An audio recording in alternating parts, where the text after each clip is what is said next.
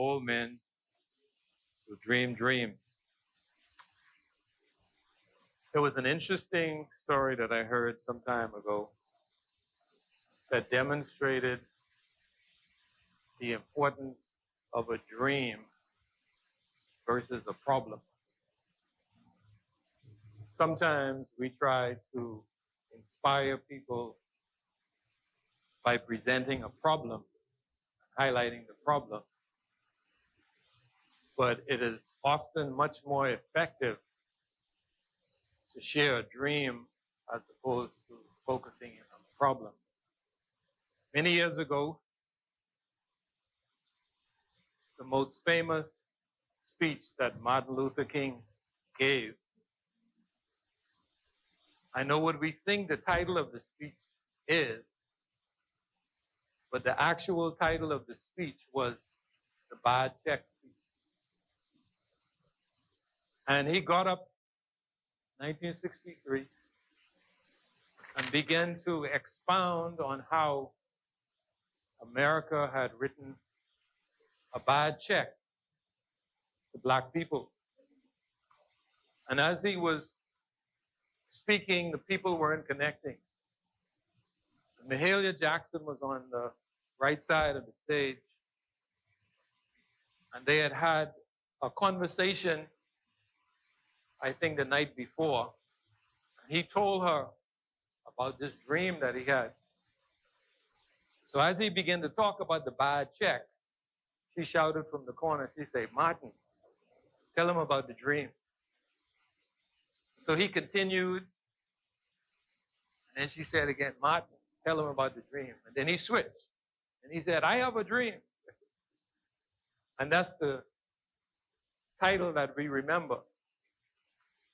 It shows the power of a dream.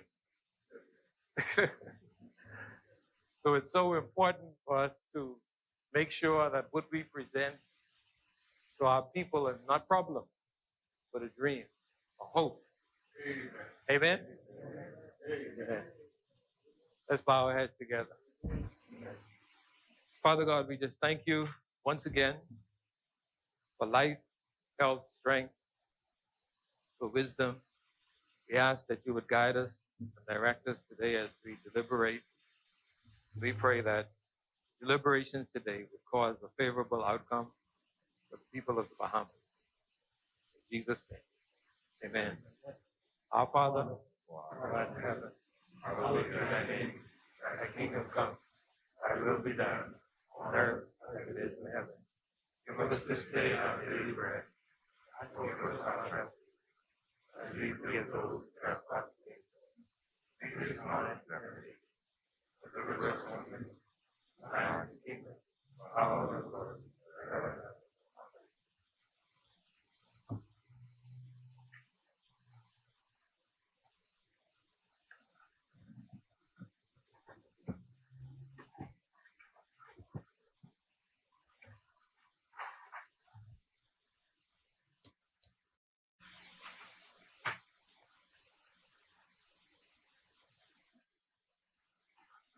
Good morning, honorable members. Honorable members, when the business of this house suspended yesterday evening, the honorable member for Garden Hills had reserved the floor. The chair recognizes the honorable member for Garden Hills.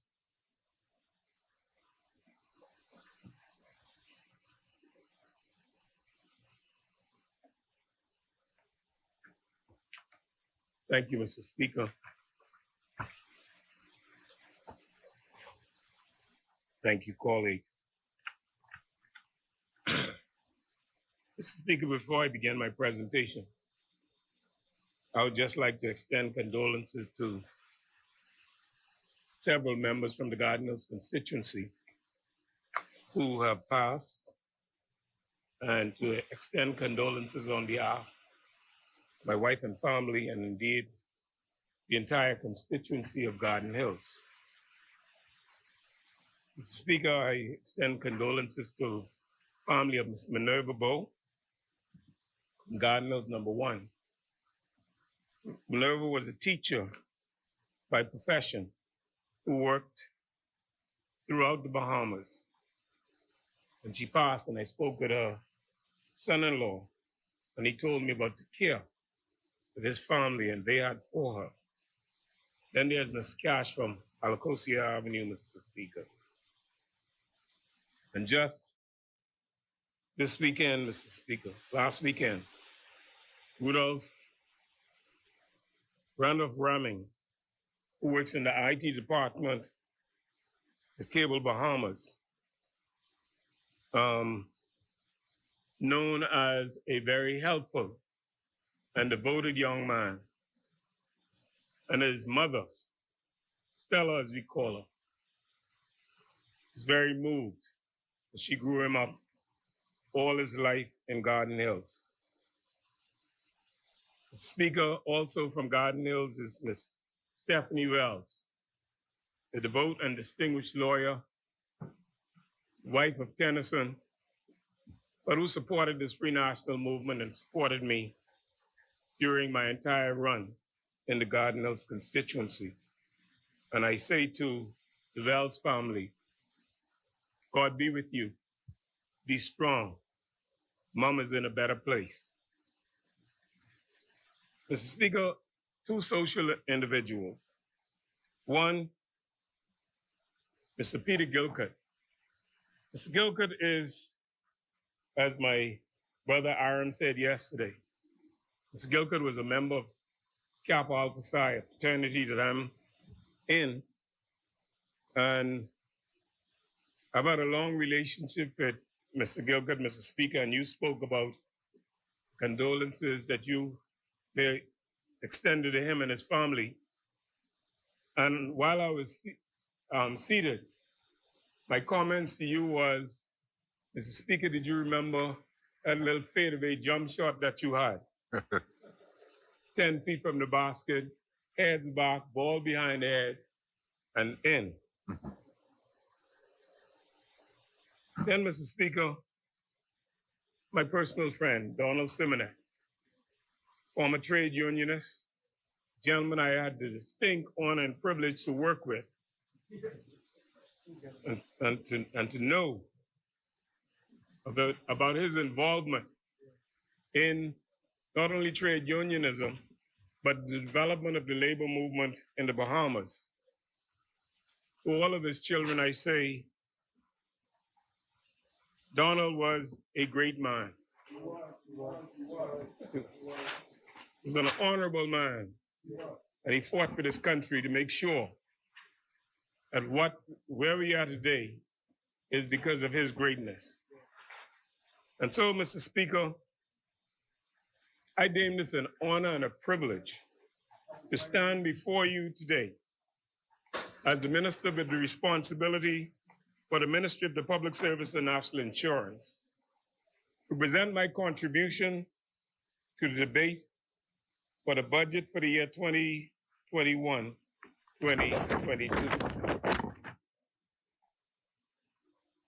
Let me begin in earnest, Mr. Speaker, by thanking the Almighty God for allowing me the privilege and the opportunity to be a member of this honorable House.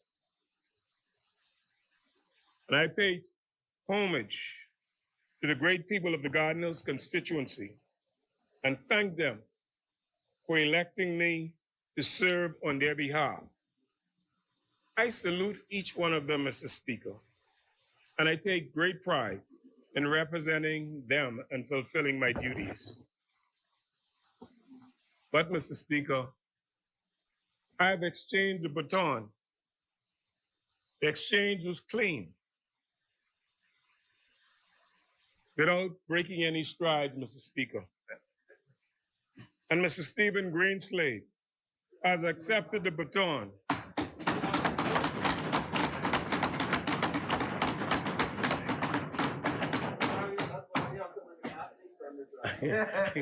Smooth pass.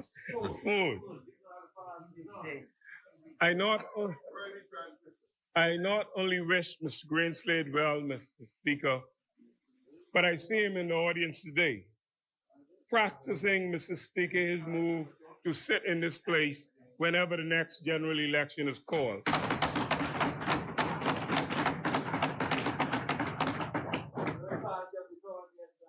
Mr. Greenslade is a devout. Mr. Greenslade is a devout and distinguished businessman, Mr. Speaker. He has many, many, many individuals working for him, but he is prepared to take the mantle on, to move forward, to represent the great people of the Garden Hills constituency. Mr. Speaker, I commend Mr. Greenslade for his courage.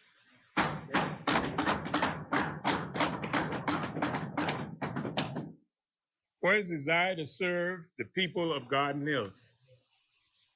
And he knows them very well, Mr. Speaker. He knows that they will call you out. They expect representation. But he is a good man. Good man. Good man.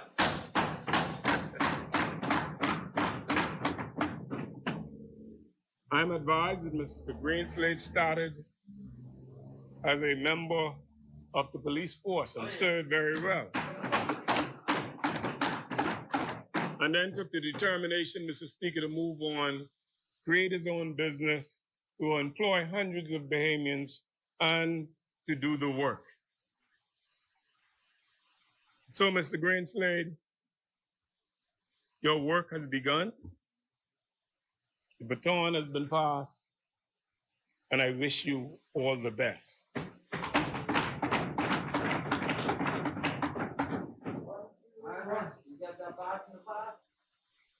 I also wish, Mr. Speaker, to thank the most honorable Prime Minister, who has entrusted me with the portfolio of the Ministry of Public Service and National Insurance.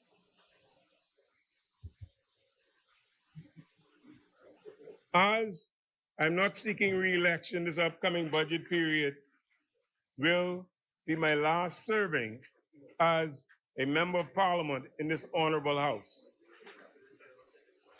Many persons have asked me, Mr. Speaker, what are you going to do?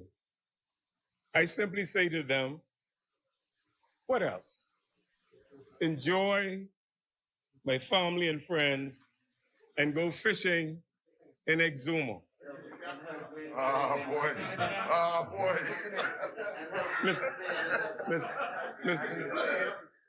Mr. Speaker,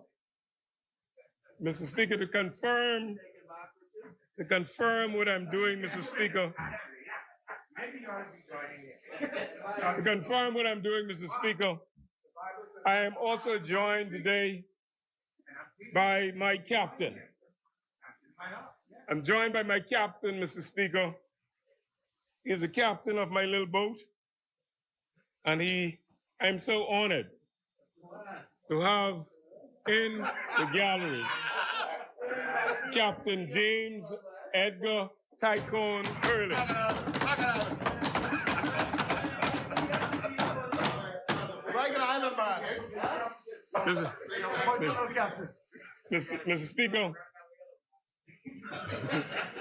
Mr. Speaker, Mr. Curlin started this work a long time ago. He was a member of the police Marine team, and then he went to the Defense Force to teach the young men how to run a boat. He couldn't take orders, Mr. Speaker.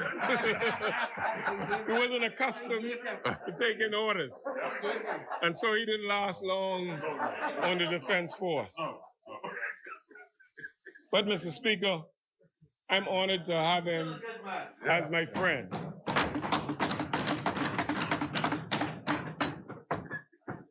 Tycoon, as he is called by everyone, said to me a few days ago, one of the reasons why I know I'm successful, he said, just watch how I walk.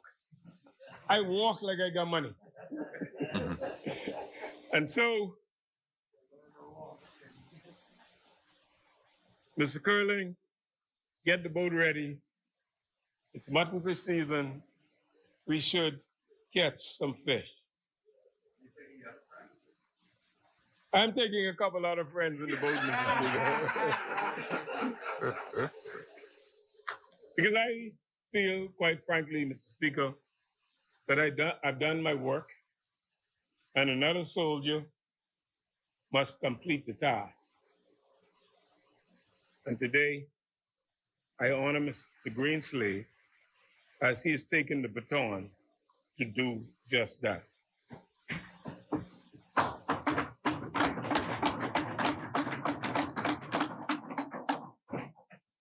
Today, Mr. Speaker, it is my duty to give the facts and to avoid spins, and to defend the character and the performance of this Free National Movement administration throughout this year and forever while I am alive. Mr. Speaker, through budget cuts, catastrophic calamities, the coronavirus pandemic, and all other manner of things, the numbers show that we have been making waves in terms of revolutionizing the public service and the National Insurance Board. Speaker, since I don't intend to throw shade, like the young people would say, or speak about the senior member of the PLP who said that I have done nothing as minister with responsibility of the public service, I will surely present the facts and show the comparison, and let the Bahamian people be the judge. Let the public and the officers in the public service in particular make the decisions on who did what for the people of the Bahamas. Mr. Speaker, it pains me somewhat sometimes, though, when I hear and see some members opposite make comments that are so demeaning to individuals on this side. For example, I wonder who gave this one man the right to be perfect? Who gave this one man the right to say everybody else couldn't do the job, but I did the job? And when I look around to try to confirm or see what he's done, Mr. Speaker, and I've been here a long time, all I see, Mr. Speaker, is someone who have used the public purse to fly up and down, all around. Brussels today, New York tomorrow, someplace else the next day. But when I look to see what they have done and how they have performed, Mr. Speaker, I just wonder, Mr. Speaker, who gave them the right to question what others have done? Mr. Speaker, it pains me as a former educator to hear someone say that I was always the best without demonstrating for one moment one thing that they have done. And so, Mr. Speaker, I expect that editorials will be written, comments will be made, but I'm going to maintain one position for the rest of my life until I see different, Mr. Speaker. I want the Bahamian public and the public officers to compare the two. Compare what we have done in the Free National Movement and what I've accomplished as a minister with responsibility for the public service to that of the person who said, I did nothing. And like I said the last time, only 3 things I remember this person doing. And I was a teacher of history, so I get a good sense, I believe, of what it's transpired. And I said, 1, this person burned the Constitution. 2, he begged Mr. Ingram to give him a job because the PLP was treating him bad and he said he was going to be F&M. And 3, he flew up and down throughout the country, through the world, all of his life. And so I said to the members of the PLP before, if you could tell me something else that he did. put in writing, match it one by one. Take the three things I said and just write three things he did. I gave you one. You only have the opportunity now to find two more. And so, Mr. Speaker, I would not continue to talk about this person because, as one of my colleagues told me, I anticipate very shortly he's going to disclose the frequent flyer miles that he got as a result of the tickets paid for by the Bahamian government. And offered to the government all those frequent flyer miles that he got, Mr. Speaker. So I move on until we get some indication from the PLP as to what and when they will account to the government and the Bahamian people, be transparent about the frequent flyer miles that was received by one of their members. I stand by my words, Mr. Speaker, and move on. Mr. Speaker, don't put my cousin in a mix-up. He's a good Exoma man, so don't put him in that. He's supposed to be over here. He's supposed to be over here. Huh? He's not saying anything, so I'm not gonna let y'all drag me into that discussion. Mr. Speaker, the government central personnel agency is the Ministry of the Public Service and National Insurance. This ministry is the policy arm of the public service and is responsible for the effective management and the utilization of manpower resources throughout the system. The Ministry of the Public Service ensures that ministries and departments are implementing the human resources policies of the government in an effective and efficient manner. The objective of this strategically positioned and properly managed, the objective is to strategically position and properly manage officers with the right aptitude so that the public can gain the maximum benefit from their service. Honorable members of this House, please be reminded that my ministry is also responsible for the payment of pensions and gratuities to persons who have retired, resigned, or whose contracts have expired. We are responsible for office accommodations for government ministries and departments in New Providence and Grand Bahama. We are responsible for the payment of insurance for specified groups of persons. For the National Job Creation and Skills Enhancement Program, and for the National Insurance Board.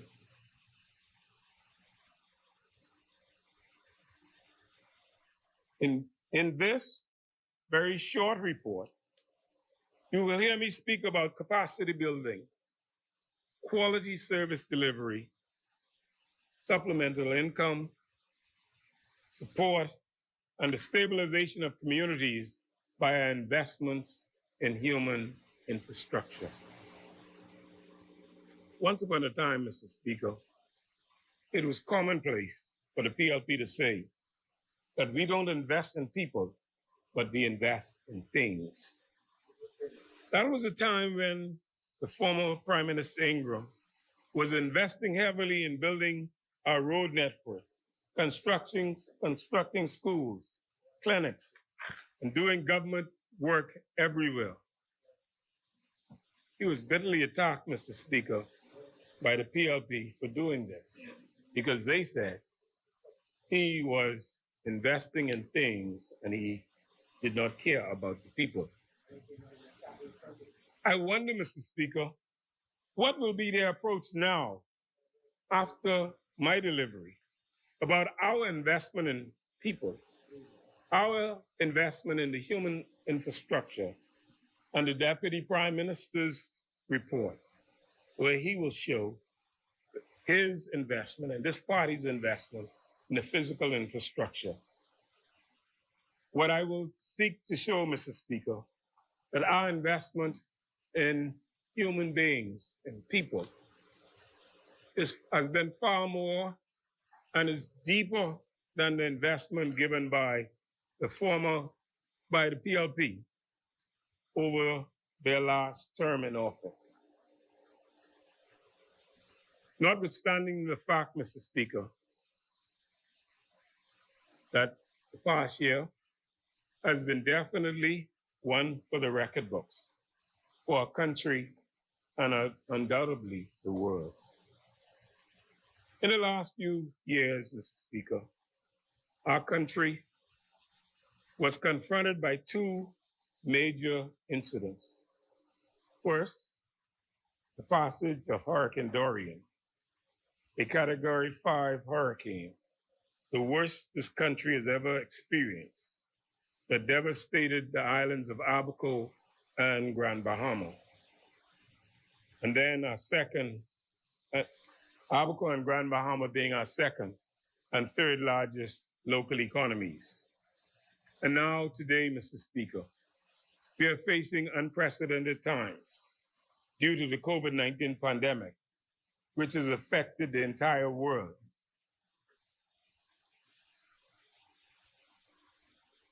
Mr. Speaker, because of COVID, we are mandated as a people to be even more prudent with not only our personal finances, but our country's finances as well.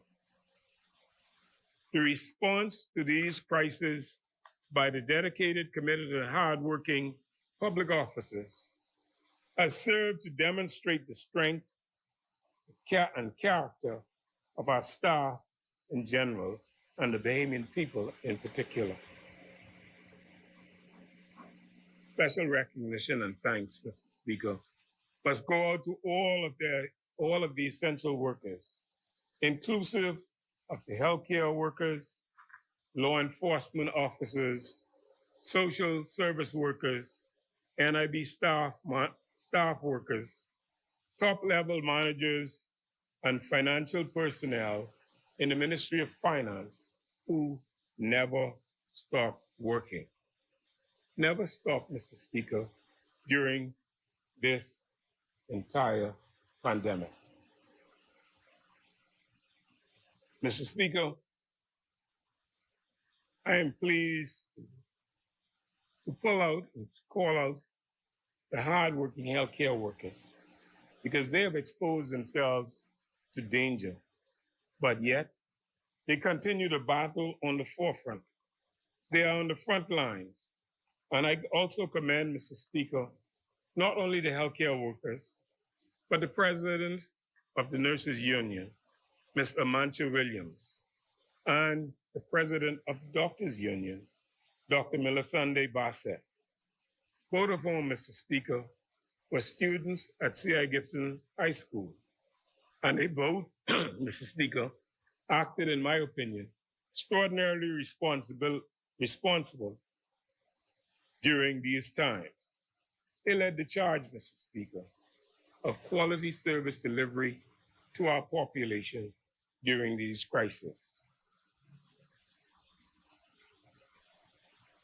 Mr. Speaker, in accordance with the competent authorities' plan for a phased reopening of the country, strict safety measures were employed in the public service, such as a shift system and the new work-from-home options were employed by the Ministry of Public Service. And our gallant public officers, Mr. Speaker, rose to the occasion, navigated the safe return of thousands of staff members to their respective ministries. the departments and agencies. Mr. Speaker, they not only did this in person, they were responsible, they were minded of our own interaction, and even today, Mr. Speaker, they're taking the steps to make sure that we are all safe at the job. Notwithstanding, Mr. Speaker, what was taking place, notwithstanding that some of them had to be exposed, some got sick, Mr. Speaker, and unfortunately and regrettably, some of them died. Mr. Speaker, I continue to commend them, and I continue to commend the public officers for their work. Mr. Speaker, I also say that the government of the Bahamas ought to be commended because not one public officer was furloughed or not one public officer was terminated during this period, Mr. Speaker. Think of it, Mr. Speaker. Thousands of persons unemployed, couldn't find a job. The government of the Bahamas made the critical, careful, and considered position not to furlough, not to cut, not to cause public officers to lose a day of vacation or one dime. We did this, Mr. Speaker, because we understood very, very clearly that one public officer, because of our environment and society, may be the only person that was working, the only person that could provide food during the pandemic to their family.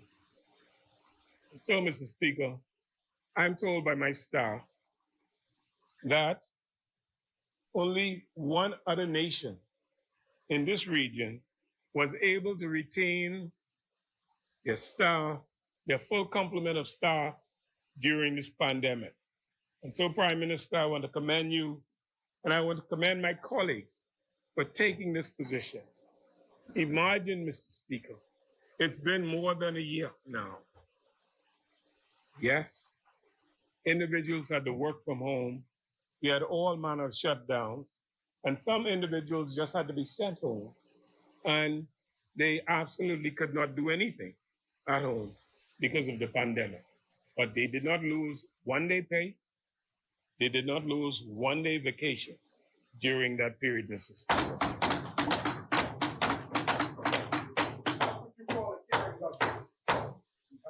Mr. Speaker, that is why I continue to say that the FNN government clearly understood that with the closing of hotels and the total shutdown of the tourism industry, only the government was left to keep society going.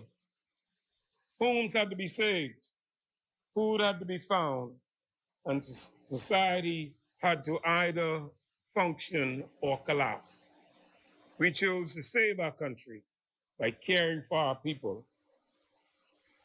We, Mr. Speaker, provided rental assistance, income support, and we kept everyone on the payroll. We care for our people, Mr. Speaker.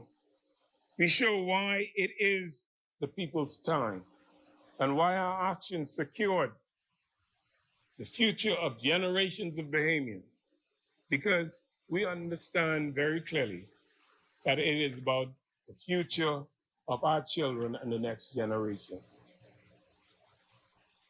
Mr. Speaker, with 22,000 persons employed during this entire period, Mr. Speaker, the government's salary alone for that period was astronomical. But we care about the Bahamian people. We care about saving our country. It is our duty, Mr. Speaker, to do good for the Bahamian people.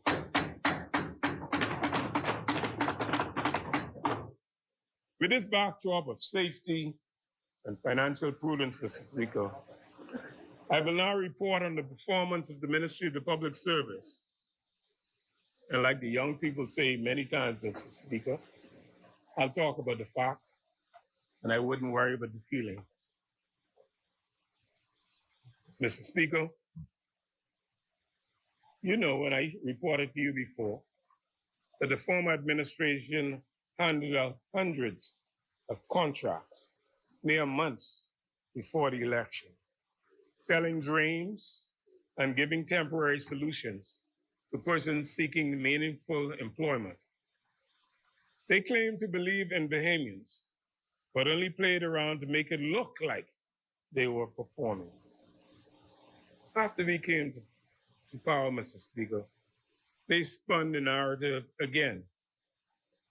They said that this F&M administration sent everybody home. As the saying goes, Mr. Speaker, numbers never lie. Mr. Speaker, I told you before about Inland Revenue, for example.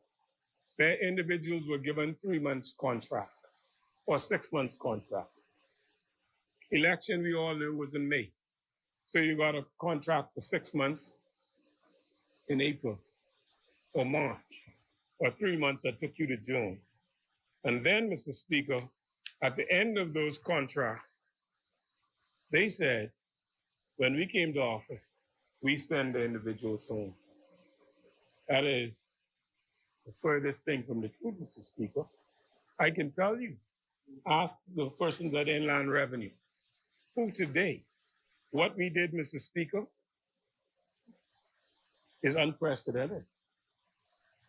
The PLP, I know, would have never done it. They have a record that I will speak to, Mr. Speaker, of what they did with contract workers when they came to office, when we were the F&M, when we were the government. Chair recognizes the honorable member for Pine Ridge on a point of order. Thank you, Mr. Speaker. I didn't want to interrupt. Point of order, Mr. Speaker. This came up when I had a debate, and I made mention also that I had believed that we were responsible for some 2,500. I'd like to lay on the table of this House, Mr. Speaker, termination by the Tribune, termination of 2005 from the civil servant, a breach of the union agreement. I'd like to lay this on the House. You adopt it? Honorable member, your point of order is in relation to something. Yes, because it's misleading, because he's saying that they did not lay persons off.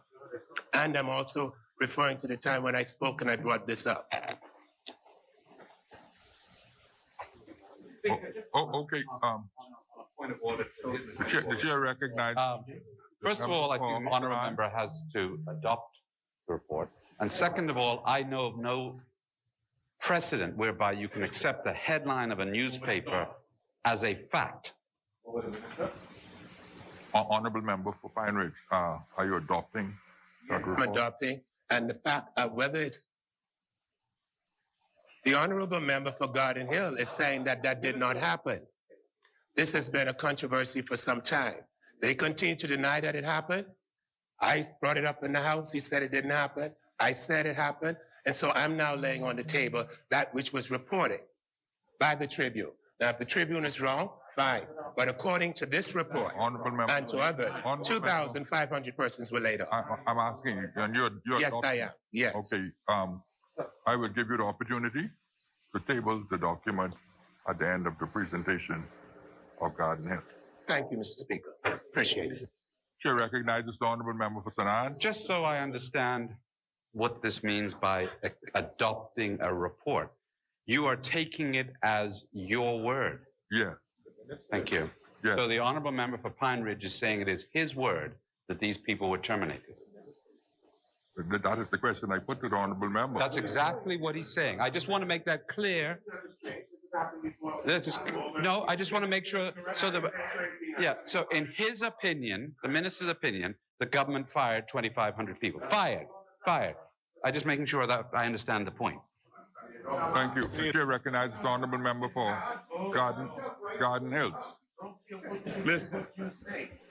Speaker, member for Pine Ridge is my friend, I am not only going to say to him that he's taking the PLP propaganda to present to the House, but all he should have done, listen. Honorable member for Garden Hills, honorable member for Pine Ridge, just so we can have the record straight. State the source and the date of that report. Yeah. The source? Yes, Yes. the source. The source is the Tribune. Sorry, Mr. Speaker, the Tribune, as of Tuesday, January the 30th, 2018. And the article is. The article was written by Morgan Adley, Tribune staff reporter. Headline: Termination of 2,500 from civil service, a breach of the union agreement. Thank you. Speaker, my comment to that is very simple, you know. My comment to that is very simple. If 100 persons were terminated by the PLP, and I'll take it another level, and the F&M did absolutely nothing about that, they shouldn't be in government. Shouldn't be in government. And what the member is saying to me is that the PLP stood idly by, did absolutely nothing when 2,000 Bahamians were terminated. Not one demonstration, not one word. What kind of government that is? Yes, but what kind of government that is Pine Ridge that will sit back and allow, what kind of opposition that is, I should say? Well, why don't you listen, Pine Ridge? Honorable members. Listen, Pine Ridge. Why? No, but I'm making another point. Because Pine Ridge is suggesting that the PLP, you. Yes. The Pine Ridge is saying. Honorable members, Yes. honorable member for Pine Ridge. Can I have a look at that document? Please, Mr. Speaker. Because I've seen headlines. No. Clark, can you get a copy? from the member? The Speaker, can I stop my time a little bit, Mr. Speaker? Because what it seems to me, I got to respond to Pine Ridge. You can continue. I get to respond to Pine Ridge. I want to save my time, Mr. Speaker, because this is a distraction. What Pine Ridge is saying to the Bahamian people is this. Now, the PLP sat by, allowed the F&M to fire 2,500 people and did not open their mouth. Ain't say nothing. Ain't demonstrate, ain't do nothing. That PLP government should never ever be elected. Never ever be elected, Mr. Speaker. The chair recognizes the honorable member for the Exumas and Ragged Island on a point of order. Mr. Speaker, I'm not sure how the member for Garden Hills is drawing the Progressive Liberal Party into this discussion. The member for Pine Ridge, Mr. Speaker. Honorable members. Honorable members, let me hear the member for Exumas. The member for Pine Ridge has laid a document talking about the Free National Movement having laid off employees. I recollect very clearly that this matter has been raised specifically by the member of Engliston over and over again. So for the member for Garden Hills to say that the PLP has never spoken to the issue, it's not accurate at this time. Honorable members. For the member to say that the Progressive Liberal Party has never raised it would be disingenuous, and whether he realizes it or not, dishonest, Mr. Speaker, and misleading. So I prefer not for the member to draw in the Progressive Liberal Party into his discussions. These are serious matters, and he should simply speak to his record, Mr. Speaker. I think it seems to me, Mr. Speaker, that Yes. It seemed to me, Mr. Speaker, that the member for Exuma is saying to Pine Ridge, stay out of the PLB's business. And the second thing I'm going to say to my good friend from Exuma is, you know, the member for Angleston raised this issue about us firing people. But if she was here, she would tell you she had 35 persons in road traffic. 35 persons in road traffic on contracts, and they are all now permanent. All.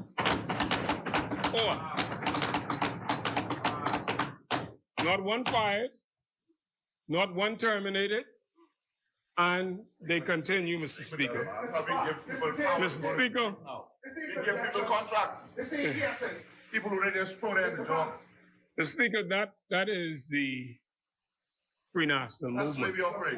We believe in fairness, Mr. Speaker. We get criticized from our members all the time. We get killed by some of our members who say to us, listen, why are you treating these PLP like this? Because we don't get the same treatment.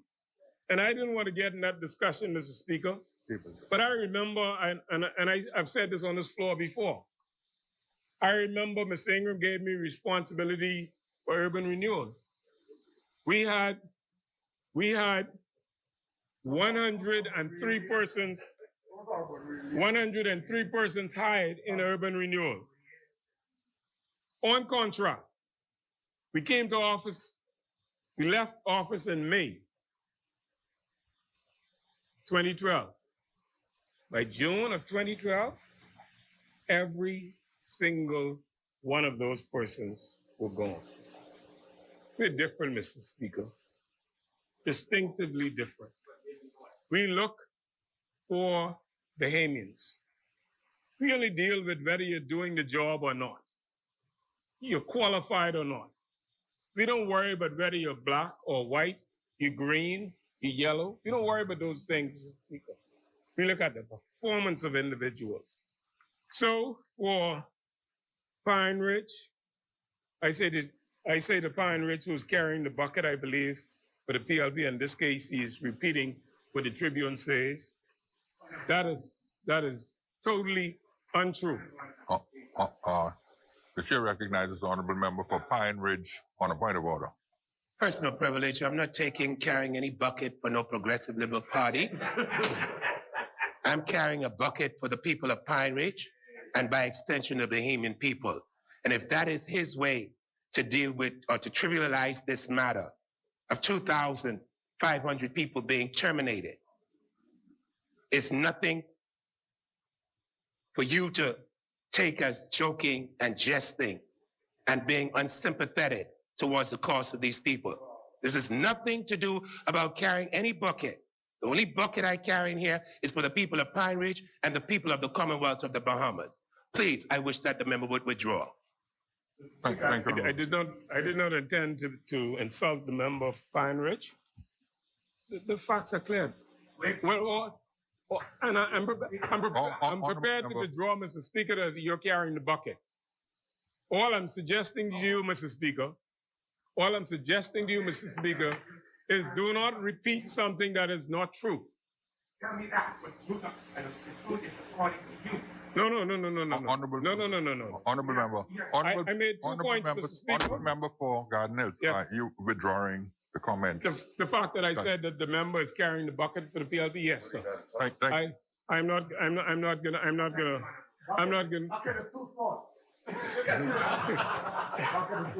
gonna do that to Pine Ridge, Mr. Speaker. I'm not gonna do that to Pine Ridge. What I'm saying to him, though, the point I'm making, Mr. Speaker, is that statement in the Tribune, if it's the Tribune that was endorsed and adopted by the member from Pine Ridge, is absolutely not true. Absolutely not true. And all I'm saying to you, Mr. Speaker, is when this issue was initially raised, It was raised by the Member of Parliament for Angliston, who since that time and can come in this house and confirm that persons she employed on contract in the Ministry of Transport have since been all confirmed by the Free National Movement because they were doing the job that they were entitled to do. And that is our position. That is the position of the Free National Movement. That is what I will tell you and show you how we've demonstrated that.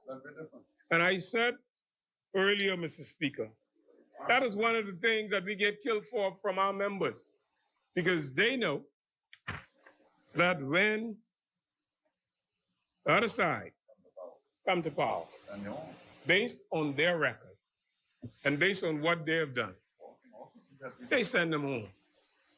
I'm urging the PLP at this point, Mr. Speaker, and I wish the leader was here. I see the deputy leader here today. The deputy leader has to apologize. I'm gonna, Mr. Speaker, throw this out to the deputy. And I wish he could stand on his seat and say to the Bahamian people that if and when they're elected in 2017 or any day thereafter, Mr. Speaker, whenever they're elected, Mr. Speaker, whichever contractual persons they meet in place, whichever contractual people they meet in place, they would judge them based on their performance and not because of their rights to earn or to be a part of a political party. Mr. Speaker, I hope the FNM has lifted the Bahamian spirit. I hope we have set the example by not separating individuals hired by the PLP. Mr. Speaker, I started to talk about inland revenue. And I could single them out, Mr. Speaker, because the majority of staff members in inland revenue were on contract, 3 months, 6 months, a year. We took the position, Mr. Speaker, that was not stable, as I will talk about some other things to create stability in our community, in our society, and in our families. And we said, no, that's not what we're gonna do. And so many of these individuals had the option to become permanent, and they have become permanent, Mr. Speaker. And some of them, Mr. Speaker, are highly political, very highly political. They have political names like my son, who was told he couldn't get a job because his name was Brensel Road. Honorable Member for Garden Hill. Chair recognizes the Honorable Member for the Exumas and Ragged Island. I wish On a point that- of order. The member for Garden Hills would speak accurately to his record. I know definitively, Mr. Speaker, of persons who were employed with the Department of Inland Revenue who were not given that option to continue, Mr. Speaker. And I'm not talking hearsay now, this is facts. I know people at the gaming board who took this government to court because they had been terminated when this administration came to power. Now, if the member is saying that some of the 2,500 persons were made permanent or rehired, he should say so. But to imply to the Bahamian people, some of them sitting home today, having been terminated, to imply that all of them were rehired or made permanent and pensionable is disingenuous. And he is my senior from Exuma, and I wish that he would just accurately lay out his record as he gives his goodbye speech, Mr. Speaker. Speaker, I did say that individuals who are performing their jobs and doing their work.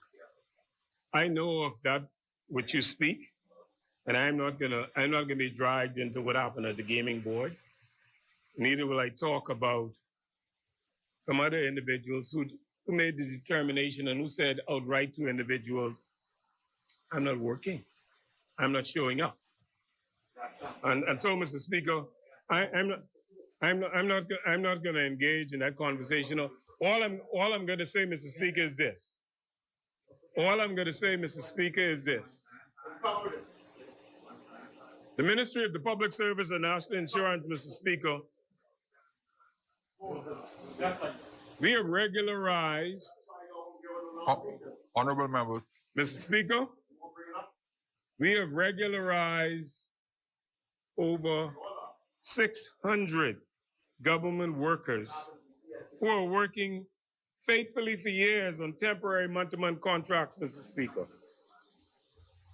Persons who are working on a weekly basis, Mr. Speaker. 600 of them so far. 600, Mr. Speaker, are now on the permanent establishment of the government. This does not, Mr. Speaker, speak to the 1,102 persons throughout the country enrolled in the National Job Creation and Empowerment Program who are about to be regularized. Or it does not speak to the 700 temporary staff members at the Ministry of Education whose matters are being processed at the Public Service Commission at this very moment. Mr. Speaker, let me go back over those numbers. 600 persons who are engaged on temporary month-to-month, persons who couldn't go to the bank, who couldn't get a loan, who couldn't do anything, are now in the permanent employment of the public service.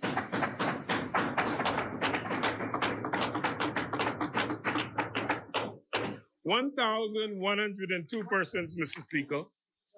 1,102 persons, Mr. Speaker, who presently work for what we commonly call the 52-week program, Mr. Speaker. If they get a good ACR, will all be members of the permanent establishment this year. 700 is temporary staff at the Ministry of Education. And the Ministry of Education and public officers everywhere know them.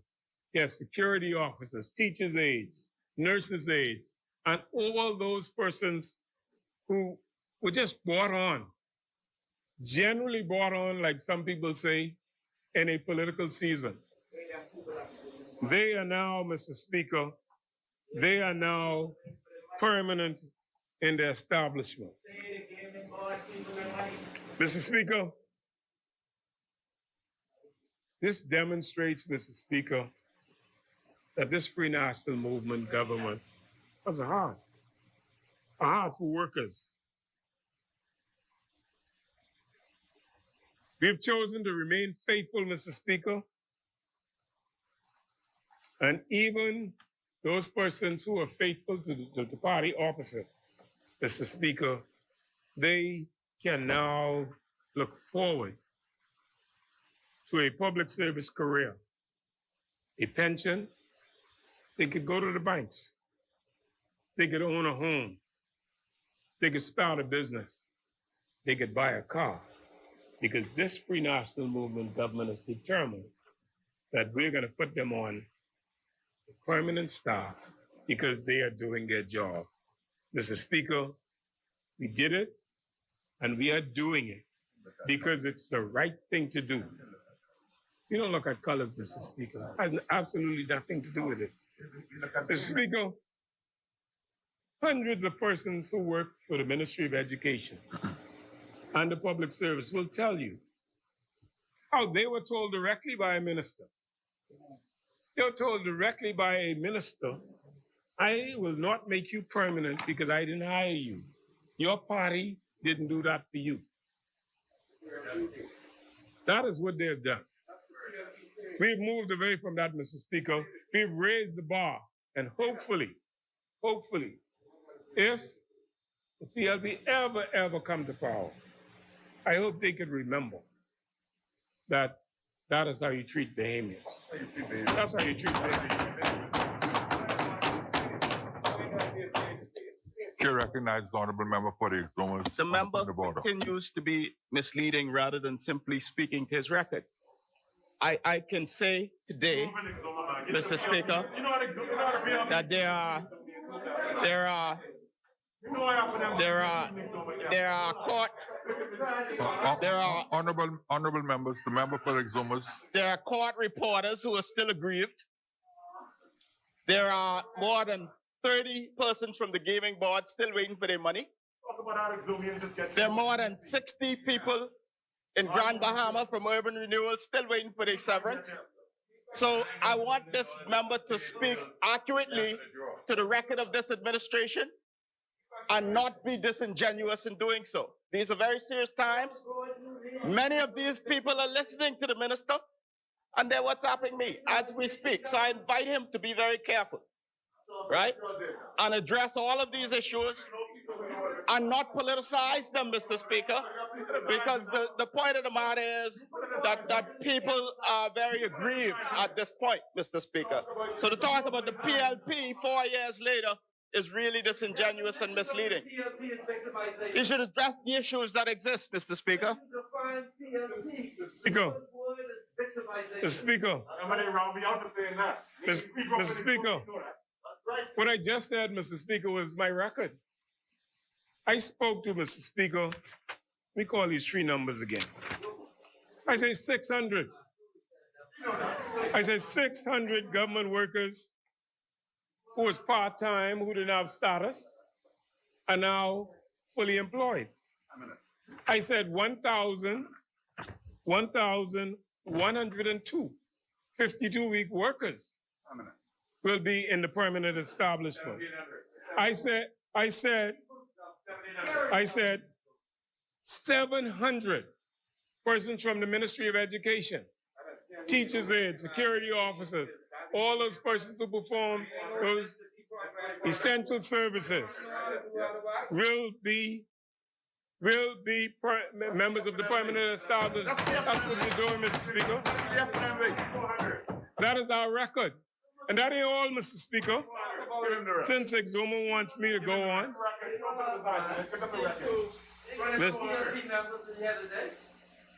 Mr. Speaker, since the deputy leader of the PLP wants me to go on, I could tell him, Mr. Speaker,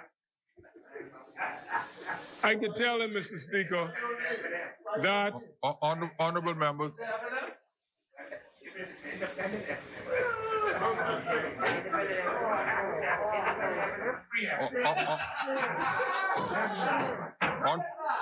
Honorable members. Speaker, I don't know what this conversation is about. I can't get in that conversation. I just will save my time, Honorable Mr. member Speaker. for Naughty Luso. I have a lot more to say, Mr. Speaker. Honorable members, the member for Garden Hills has. Yes, I have a lot more to say, Mr. Speaker, and my good colleague and the member of Exoma wanted me to stick to my record, so I'm going to stick to my record. I'm saying to Exoma as well, Mr. Speaker. My student. Don't let everybody know I was a teacher. He's a good man. Mr. Speaker, Exoma wants me to speak to our record, and I feel very honored and very comfortable speaking to our record, Mr. Speaker. Our record is about capacity building, Mr. Speaker. Building our infrastructure. It shows that we continue to invest in human beings. We invest in human beings because that's how we build a country. That's how countries exist. Mr. Speaker, I was speaking just moments ago about how this pre-national movement government is touching individuals throughout the Bahamas because we believe in Bahamians and we know it's the people's time. So, Mr. Speaker,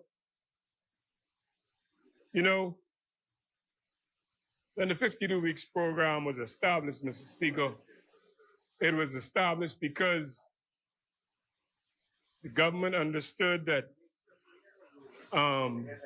there was a need to get young people engaged, and the 52-week program was a program started to give young people a jump start and some older persons an opportunity to earn some monies because times were difficult. So, Mr. Speaker, we, the Free National Movement government, has moved that program, the National Job Creation and Skills Program, to another level. And I just want to go over these numbers, Mr. Speaker, to sink in so that, again, these individuals who are in this program could understand what we do in the Free National Movement. And so, Mr. Speaker, in Abaco, 81 individuals have an opportunity to become a member of the permanent establishment. 81, Mr. Speaker. And watch what the Free National Movement will do, Mr. Speaker. Yes. Yes.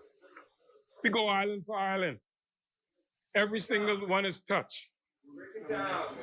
In Auckland's, Mr. Speaker, 31 individuals now would have an opportunity to be a member of the permanent establishment, to get a pension, to go to the bank, earn a living, because they will become members of the permanent establishment. Central Andros, Mr. Speaker, 17 individuals. Mangrove Key, 15 individuals. North Andros, 87 individuals. South Andros, 15 individuals. Berry Island, 6 persons. Bimini, 8 persons. Cat Island, 27 persons. Crooked Island, 14 persons. Central Eleuthera, 25 persons. North Eleuthera, 26 persons. South Eleuthera, 46 persons. Exuma, 18 persons. Grand Bahama, 139 persons. Inagua, 24 persons. Long Island, 38 persons. Maguana, 17 persons. New Providence, 461 persons. San Salvador, 7 persons. Mr. Speaker, every single MP, every single island is touched. And we are stronger, Mr. Speaker, because 1,102 persons will join our ranks in the public establishment.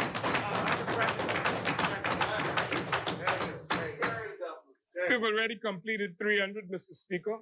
They will get their letters next week, at least by the end of the month.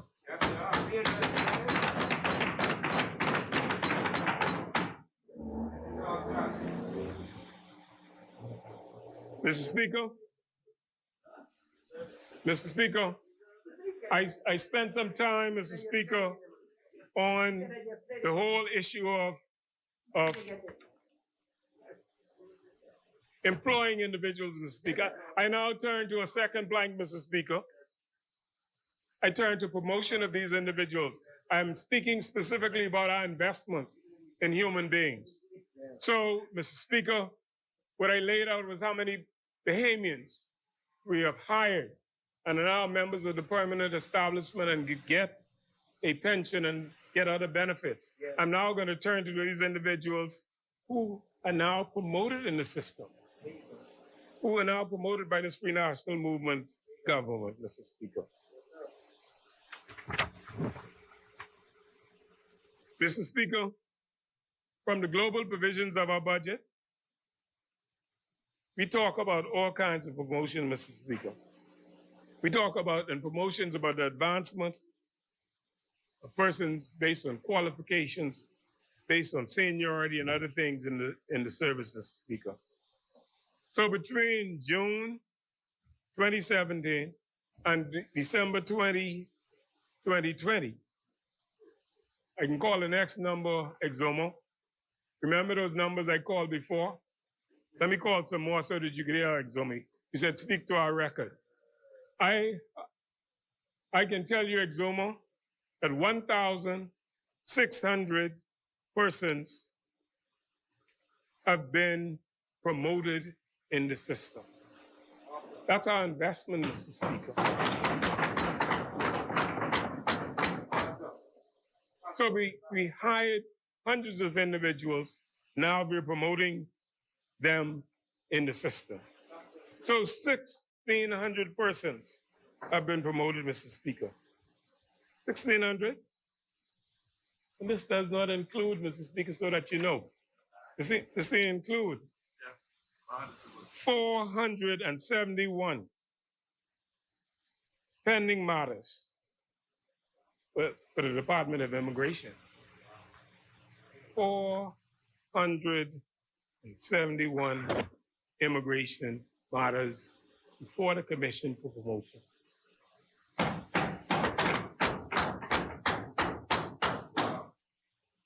$278 pending matters for the Customs Department.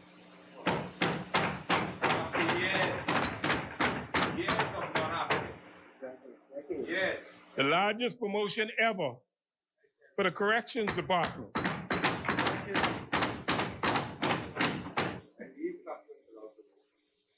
$300 persons at the Ministry of Public Works, Mr. Speaker.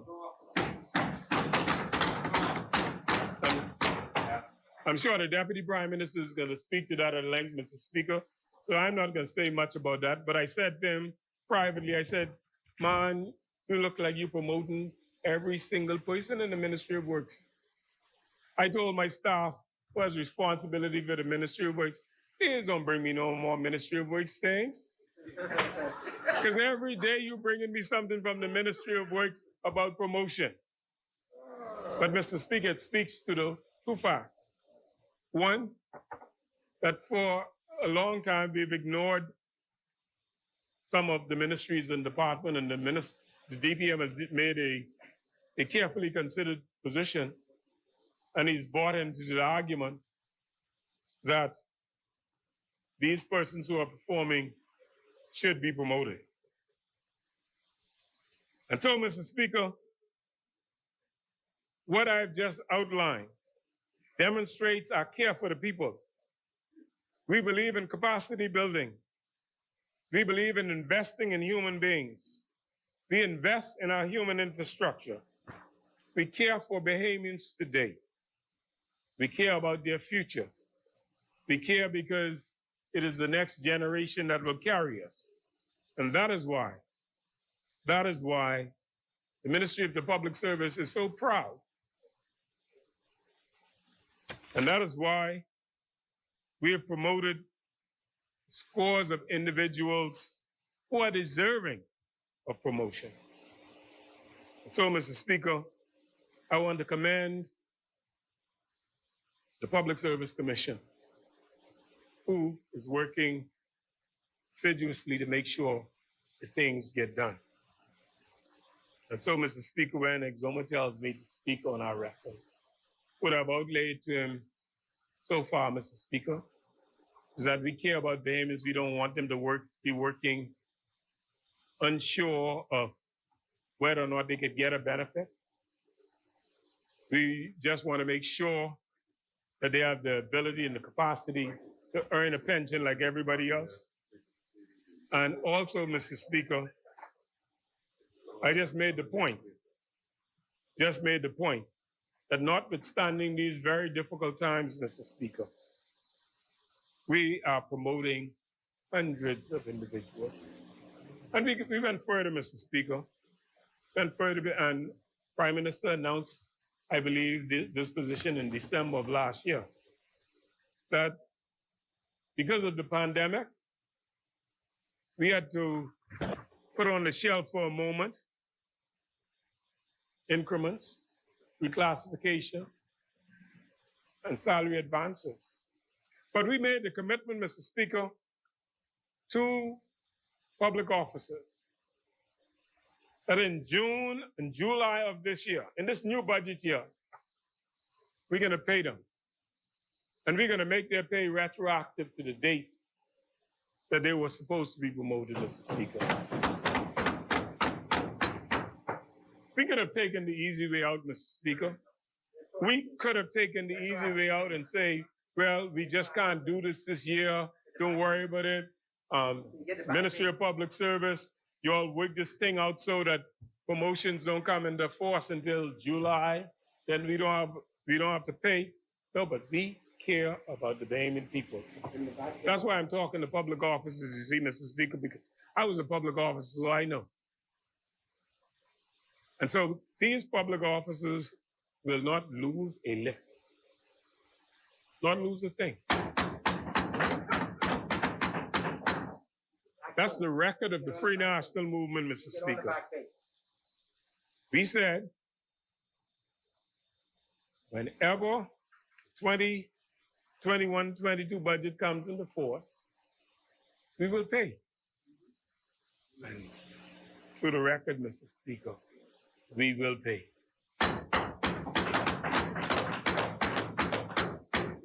And the government has advanced $5 million to cover the costs. During these tough times, Mr. Speaker, we've taken those steps. And so I continue to say to public officers, don't worry about the noise. Look at what we've done. Look at how we have managed during these tough times to say to individuals, we ain't looking at you as a temporary staff member. You're doing the work, you're doing well, we're going to promote you to the permanent staff. We're saying to the individuals who are excelling, we recognize your excellence. We know that you're doing well based on your merit, based on your performance, even though it's tough, even though we have to spend millions on COVID, we're still going to pay you. And if you have to make your pay retroactive, we will. Mr. Speaker, that is what we've done in the public service. That is how we have invested in human beings. And that is why the position taken by the PLP in the past, that we don't care about Bahamians and we don't care about public officers, is unacceptable and not true. And public officers know this, Mr. Speaker. That's why 22,000 of them, 22,000 of them, Mr. Speaker, who know the facts. Mr. Speaker, I now turn a little bit to training in the public service because we recognize how important training is if we're going to survive and sustain and continue to progress in the public service. COVID-19 required the Director of Training to innovate and improve on normal training procedures in order to achieve the department's mandate. Shard obtained the Click meeting software. Speaking of that, that's an interesting software, you know. Scores of individuals in the public service have benefited because of this new software. And it only costs $1,800. And as I will tell you, I'm told that they're having meetings or seminars at lunchtime in the public service. And so scores of individuals can join in because of this one software that we have engaged in the public service. We don't have to shut down because of the pandemic. We had to change the way we do things. Face-to-face contact had to be limited, Mr. Speaker. And so our training division made sure that we were following the protocols, doing the work, getting it done. What was good, Mr. Speaker, I said that scores of workers in the public service could have access to meetings and to these seminars at a click of their phone or sitting to their computers.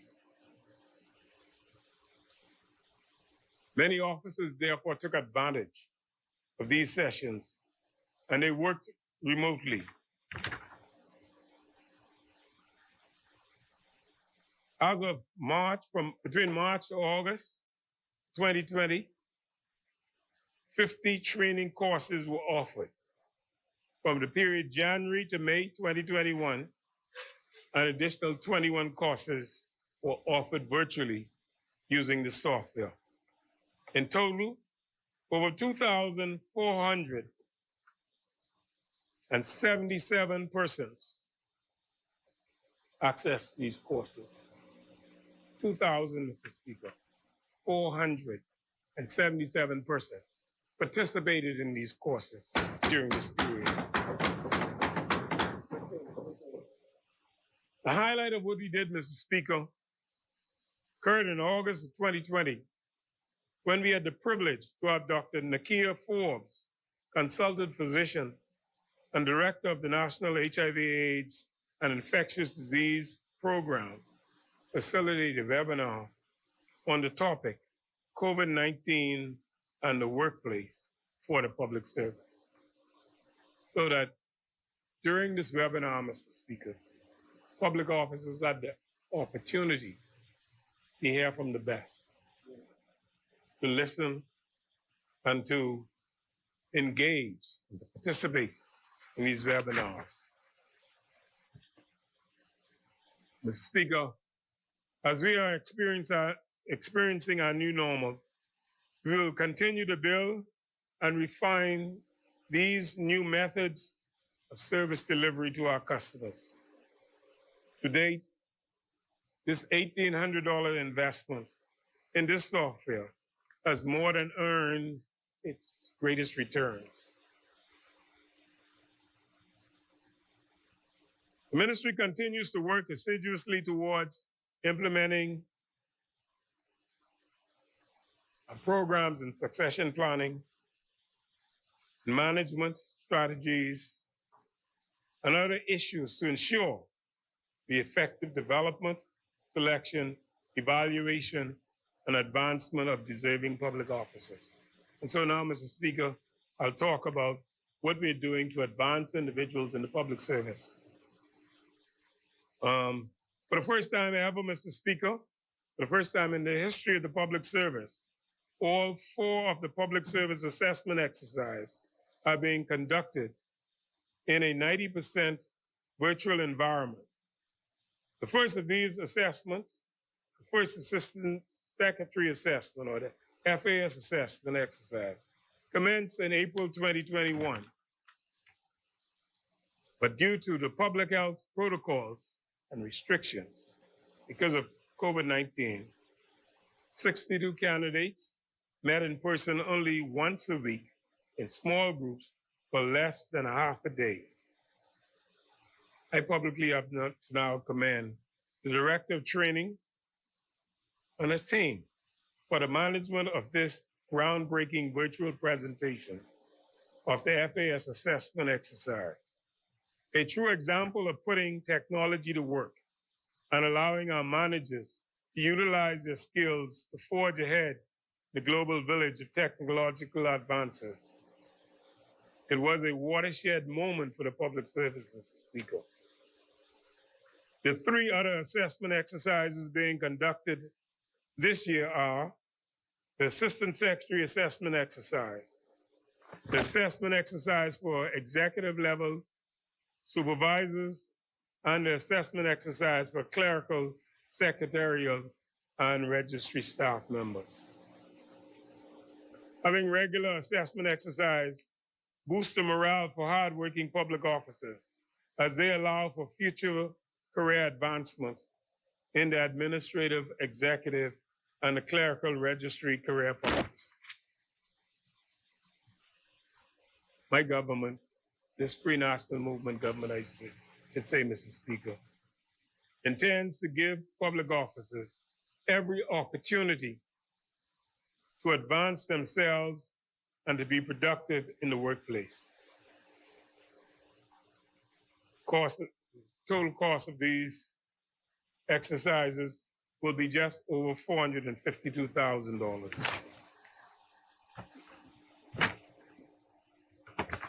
Mr.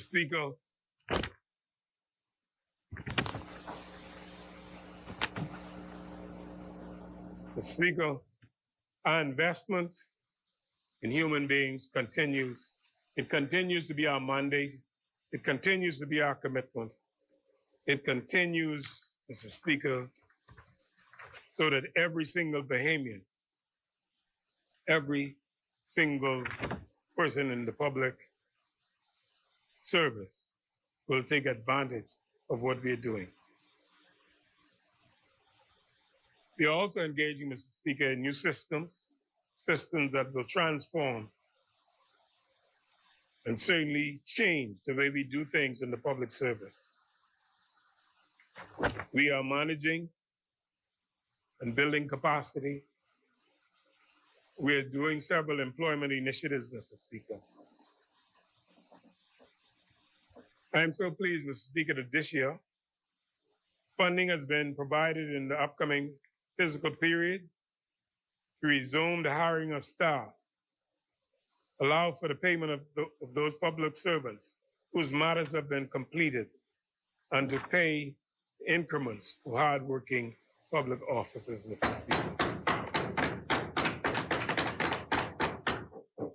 As I said, the public service budget in this regard has moved from $23 million to $28 million, Mr. Speaker. Mr. Speaker, it's not been easy. It's been very difficult. And so I have to also commend Mr. Kingsley Ferguson, president of the BPSU,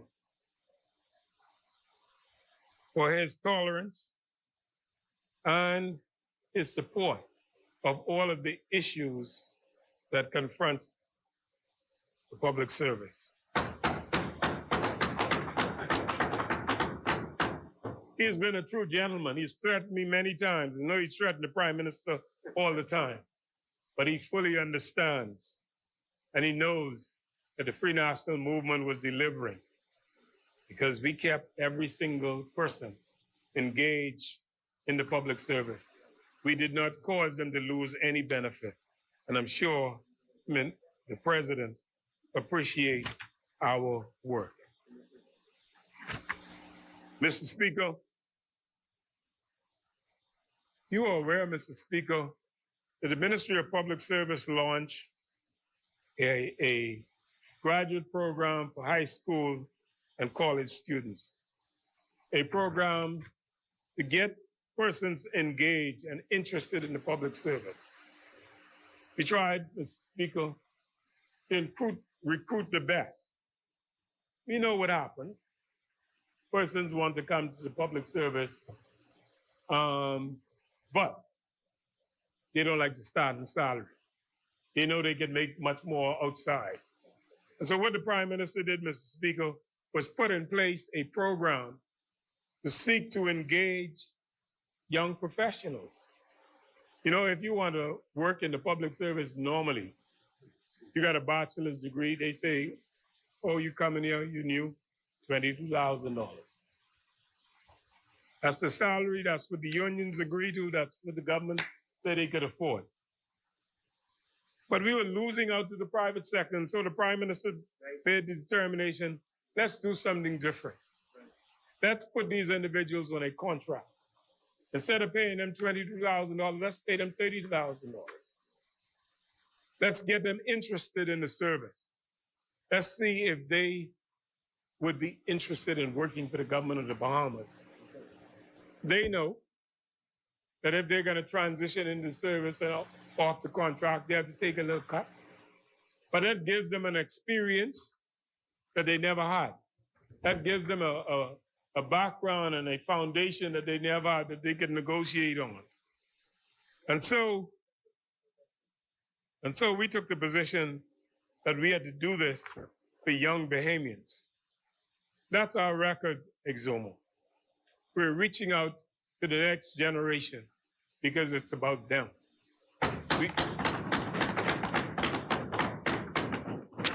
We want to make sure, Mr. Speaker, that the next generation see the importance of public service, see the importance of work and hard work and service delivery, Mr. Speaker. Mr. Speaker, I just want to speak on one other thing in public service, then I'll turn to national insurance quickly. Mr. Speaker,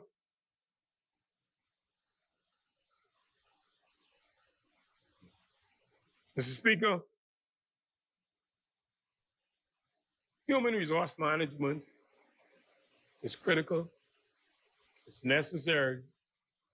It is absolutely necessary, I should say, towards an organization's success.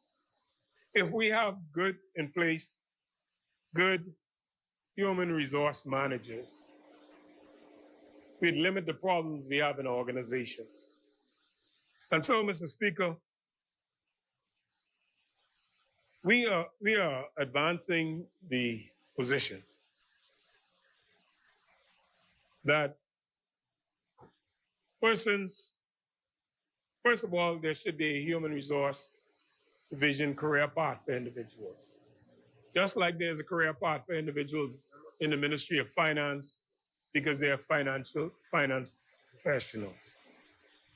We believe that we could attain the best and get the best out of the workers, thousands of workers in the Bahamas, if we set out a strategic, focused, human resource career path. And so, Mr. Speaker, over the next few days, we will come up with a real strategic plan and present to the government a plan to ensure that human resource managers, that there's a career path for human resource managers. Now, I know I'm going to get some blowback from some ministries and some permanent secretaries who say and who believe that, oh no, you can't have a Department of Public Service where they could just send their members anywhere, or they, like the Ministry of Finance, could have members reporting directly to them. Mr. Speaker, I think the day has come. I believe that is what we need to do. And I know I will get the support of the government because we want professionals dealing with our human infrastructure. We want professionals doing the work. And so that career path, Mr. Speaker, will be advanced. And it is my desire that this matter is fully addressed and implemented. And I told my permanent secretary, I anticipate that by December, we will have that in place.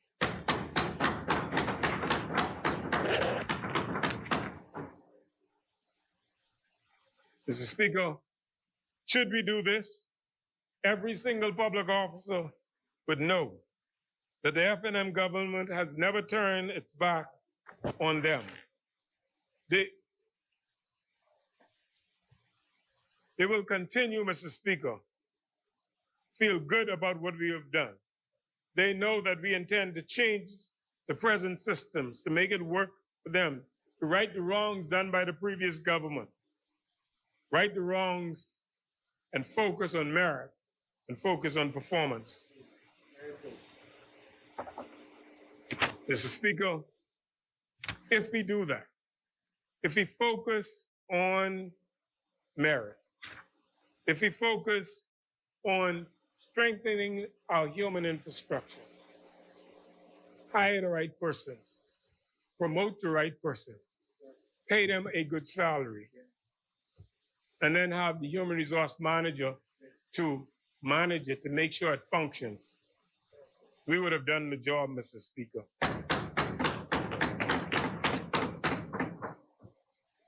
Mr. Speaker, I also hope to report on the great work of the National Insurance Board. Bahamian people, Mr. Speaker, have relied on national insurance as a social safety net since 1974. And NIB has always delivered to the Bahamian people. Therefore, Mr. Speaker, we ought to commend the board,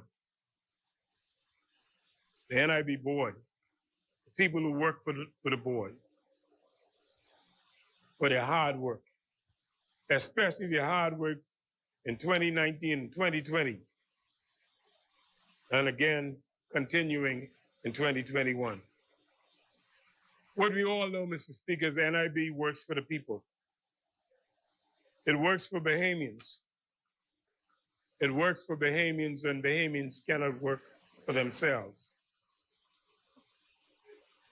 Mr. Speaker, we all know about the passage of Hurricane Dorian and the COVID-19 pandemic. We know, therefore, based on these two catastrophic events, that the National Insurance Board has been tested. It's been tried on all fronts, Mr. Speaker.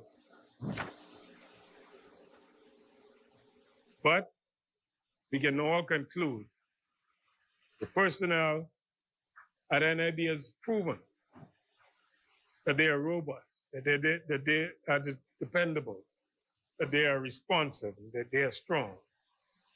Indeed, the organization has demonstrated the fortitude to transform crises into opportunities.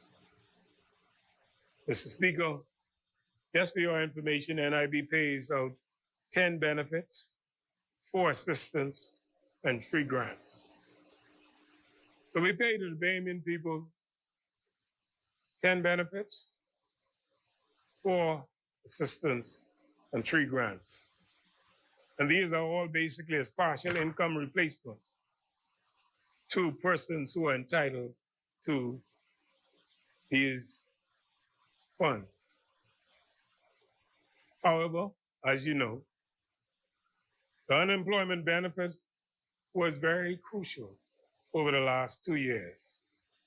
We began with Hurricane Dorian, and now it's COVID-19. My staff said this was a 1-2 punch to the Bahamas and the Bahamian people. We all know about the massive unemployment created as a result of first the Hurricane Dorian, then COVID-19. We all know that the events were unprecedented, created much challenges to everyone, including NIB. But what we also know is that NIB stood the test of time. NIB, with every challenge, they look very hard, Mr. Speaker. They look deep enough to find opportunities. NIB implemented many, many key items of its 5-year strategic plan in just months. I hear it sometimes because some people ask, well, what has NIB done? I ain't get nothing.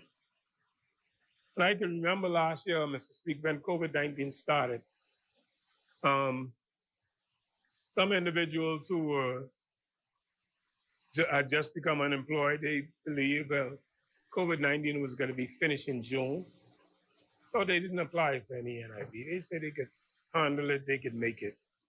And then it went from June to September, September to December. Now it's going to go until September of this year, Mr. Speaker. But, Mr. Speaker,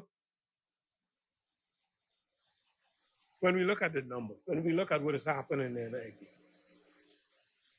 I say to my staff all the time,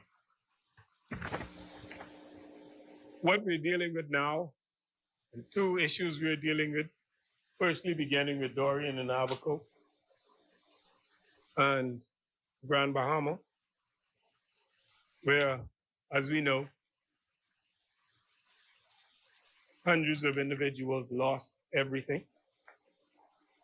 And when you look at what we had to do and how quickly we had to respond to it, Mr. Speaker,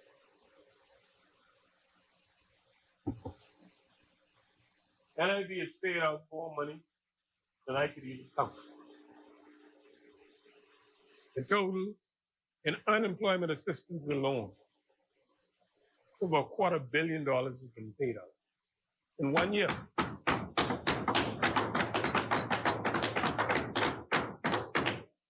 And when we think about those numbers, it is staggering. If you imagine not having thought about something called COVID, couldn't even imagine that such a thing would happen. And during this exercise, you had to find nearly $100 million. Just find it. Because that's what you had to pay. NIB had the resources to do it. Puts his hand in his pocket and delivered to the Bahamian people who were in need. In unemployment assistance alone, nearly $100 million. That wasn't enough, Mr. Speaker. The government, scaring government, as I always say, you know, everybody wasn't taking advantage of NIB and could not because they didn't make any contribution to NIB. And so the government determined, listen, things are tough. I spoke about how they had to keep the public offices to work because they were caring for the families. The government said, well, tourism is shut down totally now. You know, tourists coming here, we're in shutdown mode. But I'm a jet ski operator. I'm a hair braider. I work in the straw market. I ain't getting nothing. Government say, NIB, we can create a program. We will create our own unemployment assistance program for persons in the touristic industry. And so this government has spent millions of dollars just to make sure that Bahamians everywhere could maintain themselves. Imagine this, Mr. Speaker. Imagine the jet ski operator who today was making plenty of money. He just go down to Goodman's Bay and a tourist come by and he take him out on a little tour and he come back in and that's $200. Imagine that day when there was no tourists. Nobody. This fellow was broke and couldn't maintain his family. The government said, I can give you all $200 a week. And so for 13 weeks, this person in the tourism and touristic industry, the hair braider, the jet ski operator, hundreds of them who never paid a dime in national insurance. Not one dime. They're self-employed persons. You know how we are as Bahamians, we self-employed, so we ain't need them. Once our back pocket in good shape, they ain't worrying about it. We ain't worrying about whether we can pay national insurance or pay any bills. We just can get 500 tomorrow, 500 the next day. The government say, well, you ain't gonna survive. So the government made the determination, I am gonna give you $200 a week. That lasted for a while. People who ain't paying a dime. They ain't getting nothing. Government determined, you know, there was hope. You know, there was hope at one time that COVID was gonna go away. So the government reduced the bar, said we can't give it 200, we'll give it 150. And we thought that, you know, we can get COVID a little bit under control. And then we say, this thing is for the long run. And every month, I used to go to the Prime Minister and say, Chief, you had to give NIB $16 million this week. They had to come up with this money. The government said they broke because, you know, tourists coming and ain't nobody spending. Everybody looking to the government. But we found the money. We found the money. We found a way to keep society intact. And so we moved from 200 to 150, and now it's 100. And people are complaining, what are they going to do with $100 a week? Well, Mr. Speaker, I know things are tough. But $400 a month could do a little stuff. Like I said, think of societies where this ain't happening. Think of the fact that $263 million have been spent so far. And that includes May, June, July, August, and September. That's our commitment going forward. That's the government commitment to its community that we're going to do this until that date. The Speaker, I just spoke with the Minister of State for Finance. And there are a couple of people who have legitimate cases as to why they should receive assistance. We know that. We know things are tough. Now I'm advised by the Minister of State that we will find a formula to do something. So I say to those individuals, those deserving individuals, hold on, we can take care of you. We can do it because it's the right thing to do. We're gonna make sure that families are maintained, that people could eat. And I hear it all the time from sometimes members on the street, and I get scores of calls from individuals who say, I ain't get my money yet. And I go to the sports center where we open up a station and the check is sitting there.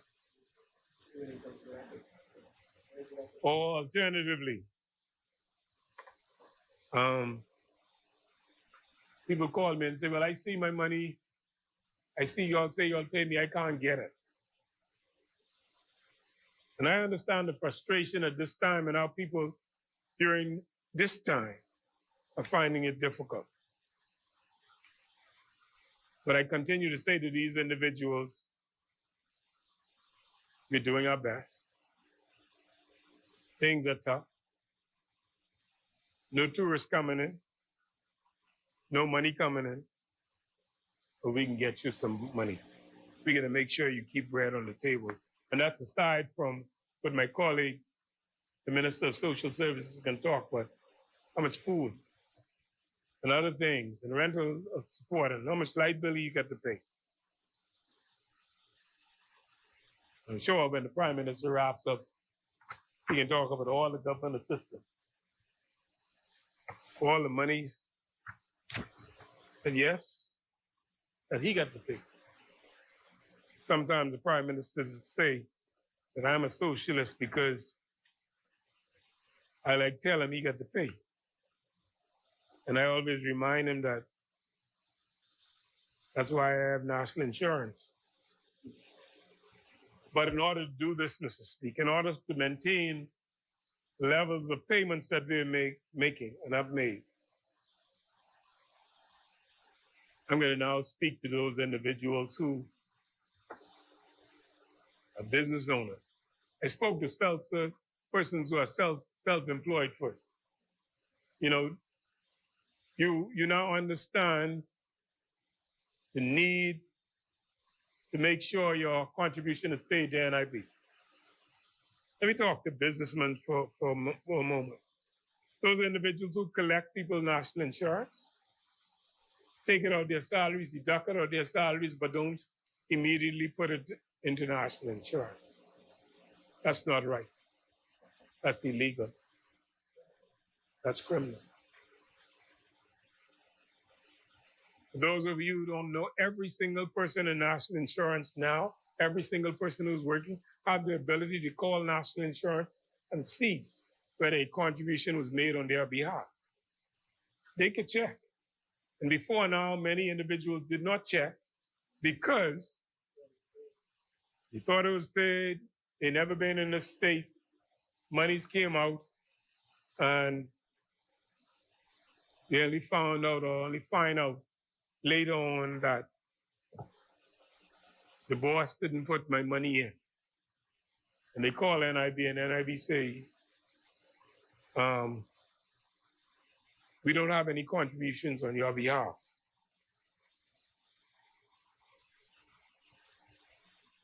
And so I urge every single businessman who's collecting payment from a person to make sure it's paid. Make sure it's paid.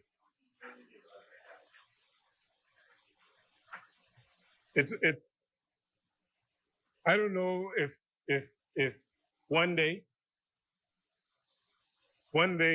we may lay on the table of the House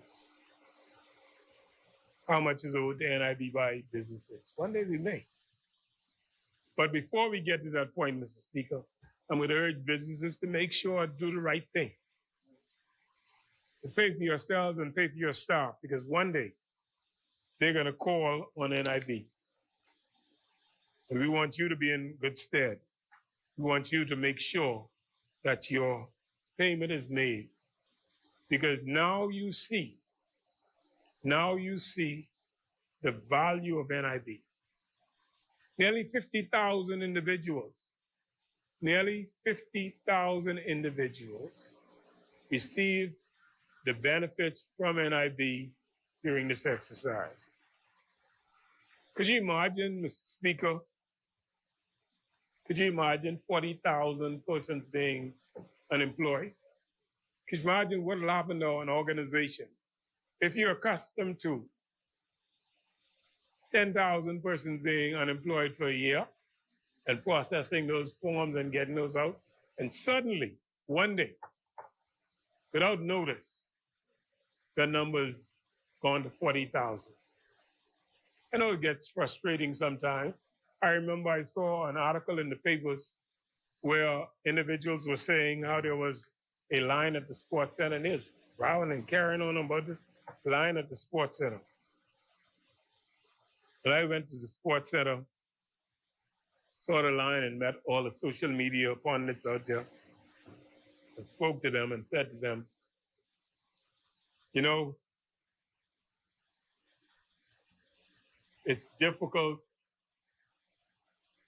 to make adjustments sometimes. But when you got to adjust from 7,000 a year to 39,000 in a day, it's going to take some time. So it took NIB 2 weeks. And the adjustments were made. You go to the sports center, now it takes you 5 minutes, get a check. We engaged 2 companies, Island Pay and SunCash,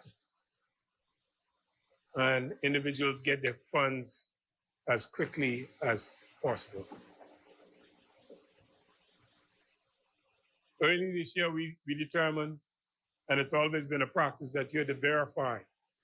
And initially we thought that, you know, we could cause individuals to come in and verify, and then the competent authority said to us, no man, we're in the second wave of COVID. And so we had to make an adjustment, Mr. Speaker, and with the help of the Ministry of Labor, we set up a process for verification of seniors and others. Made it easier for people to have access without having contact with individuals. Mr. Speaker, we established a drop box where you drop in your complaints on whatever else you wanted to do at NIB, drop it in the box, it's processed, and you're told when to collect whatever you need to collect. Mr. Speaker, what is remarkable to me, as given to me by the IT division, is that this whole process of issuing over $250 million of unemployment assistance was done without new paperwork. We had to run with paper from this end to that end. The IT department was responsive, got things done. Verification is done online. You ask for your money online. You set it up, and you could go to one of the kiosks at the sports center and get your money. Mr. Speaker, I've told NIB that one of the challenges that I have personally, but I have 2 challenges in life, and everybody who know me know this one thing. I don't stand in line for nothing. I don't even stand in line to my bank for money. I hate standing in line. And so I've said to NIB, you got to make that adjustment. You got to make it easier for people to do work and get things done without having to stand in line. Second thing I hate, Mr. Speaker, is having to dial a phone number and listen to 1,000 rings and voicemail and other things without getting a response. That was a critical complaint about NIB. And so we adjusted the telephone system so that persons are now more responsive. We will get to a point, Mr. Speaker, our aim is to get to a point where we can track every single call. You don't have to get on online anymore and not get an answer from NIB.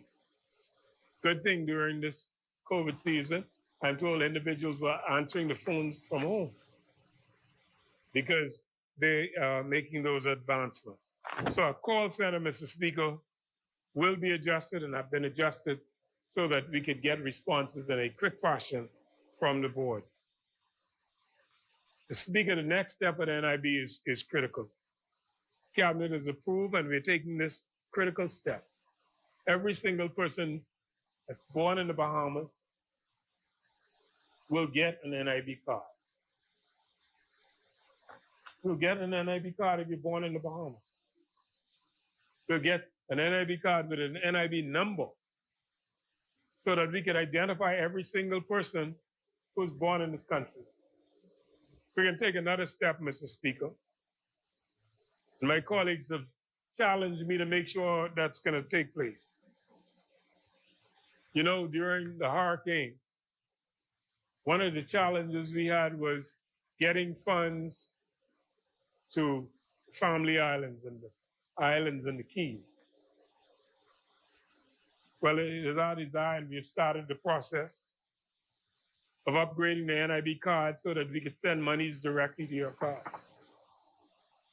So in collaboration with the Ministry of Finance, for example, we're going to talk to them about Sand Dollar. We're talking to them about Sand Dollar, applying funds to your card. So very shortly, Mr. Speaker, it is our view and our wish and our desire, and I'm sure this government is going to make sure it happens, that there's going to come a day, very, very shortly, when you don't have to go to NIB or go to the sports center to pick up a check. We're going to send the money directly to your card, and you determine exactly how you're going to spend it, Mr. Speaker. That's the kind of progress we are proposing and we're making at the board. And so the smart card, where payments are made directly to it, where individuals who are born in the Bahamas have a card and have a number and can be identified. And we're going to work closely with the Ministry of Finance because they're on another track to make sure we tighten up our knowledge and understanding of who is born in the Bahamas, who worked in the Bahamas, or who's working in the Bahamas, and who pays the NIB.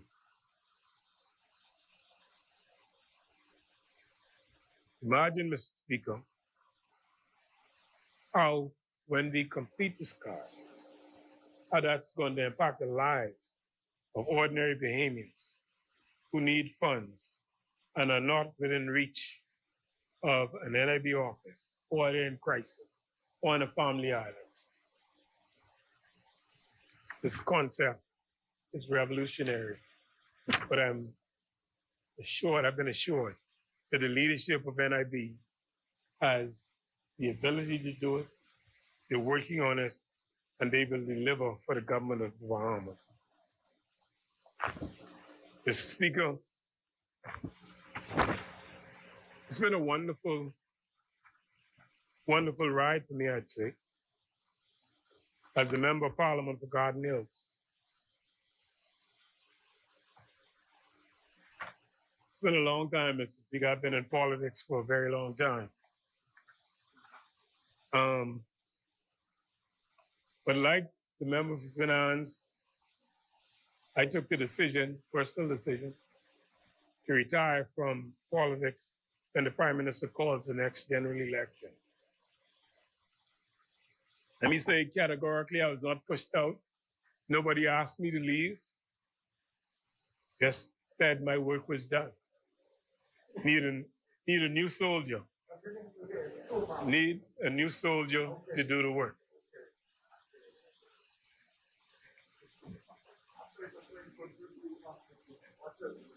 Exomo, what you know what the facts are.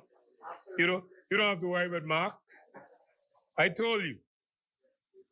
I told you early. I told my leader first. And I told you, I'm not seeking re-election.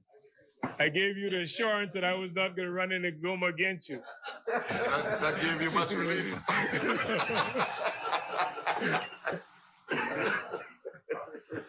Because, Mr. Speaker, I believe that you I believe that you get to a point, Mr. Speaker, when you got to walk away. And I'm walking away, Mr. Speaker, with my reputation intact. My family pleased, my friends, still my friends. And I think, Mr. Speaker, and I know, Mr. Speaker, the next person who runs for Cardinals will represent me well. The Speaker, I had several challenges, made one major commitment that is not yet finished. I've improved every single open space in the community. I've assisted the young people in that area. Better was assisting them in getting a job, finding an opportunity, giving them some guidance, directing them. I had a program, Mr. Speaker, that I made sure. I didn't do it this year, Mr. Speaker, because of COVID, but I made sure that every Christmas, one of the things I did, Mr. Speaker, was to take the seniors around, take them for a ride in society, in the community. Make sure that I had a fair understanding of what their issues were. Had an opportunity to talk to them, to take their advice, to see exactly what their feelings were in the community. And I did that every year, Mr. Speaker. I made sure, Mr. Speaker, during the lockdown, that hundreds of individuals had tablets, had masks, and easily engaged in the activities and work for the community. Mr. Speaker, I think the toughest thing I had to do was to get the people of Cardinals, number 2, their park. I had to start the hard work by finding exactly the land that was given to them by the father of Brent Simonet. Found some individuals on the line, building on the line. We reached an accommodation. It was given the line, and it's now developed into a full-blown park. Thank the Ministry of Public Works for ensuring that all of my public open space are properly maintained. And I've been advised that very shortly, every single public open space on Garden Hills will have access to the internet. Mr. Speaker, my greatest challenge was Bozane Town. You know, for over 20 years, the members of Bozane Town have been fighting for just to get the papers in their hands. In 2011, I got the government as far as, Mr. Speaker, calling in a surveyor, agreeing with the proposed owners of the land to exchange property with them, and they chose Abaco. So the persons who claimed they owned Bozane Town, government gave them the land, their acres in Abaco. And therefore, I thought it would be an easy task, Mr. Speaker, to get the rest done. It's not been easy. I'm advised by the Attorney General, Mr. Speaker, that we can get it done before the elections, though. And yes, I've heard that before. I've watched Mr. Speaker with amazement, members of the PLP using a helicopter fly into Bozeman town, make a big speech, tell the people y'all gonna have the land the next day. They've waited 5 years and they ain't get it. I remember the fellow who's now the face of the PLP. Look at every rally. He's a big man. He's out there. He's the face of the PLP, promising the people in Bozeman town which he represented at the time, tomorrow you can get your papers. I make one commitment. I'll do my best. I'm advised, and I take good advice from my AG, and all the documents are signed. And the people of Bozeman town, for the first time, Mr. Speaker, should get their land.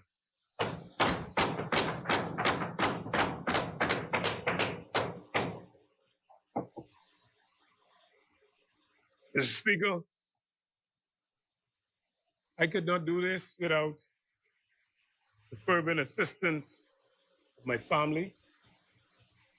They're my bedrock, and I always say, and it gets tough sometimes. And because of the controversies in politics, I used to tell my wife, man, listen, stay in the background, be as low as you can. We'll get out there, they can throw blows at you. So she did. I thank her for her support.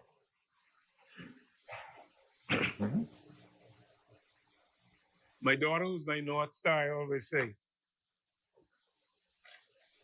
harshest critic, toughest person to please, but always give me good advice.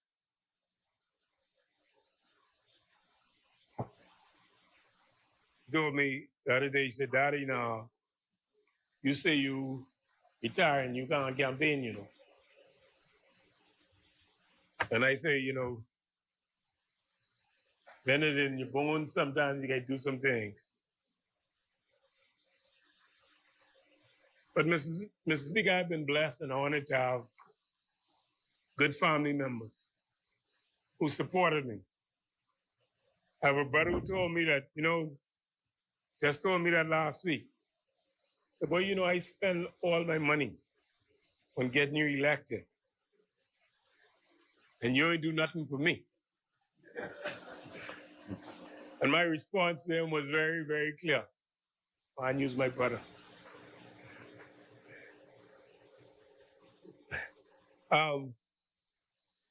The Speaker, because of good friends and a fervent commitment of a good organization that kept me grounded and kept the society in which I represented focused. Of course.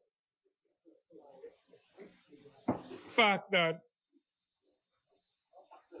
that Ms. Duncombe, my MCM, Sarita Duncombe, was always there. Kept the organization intact.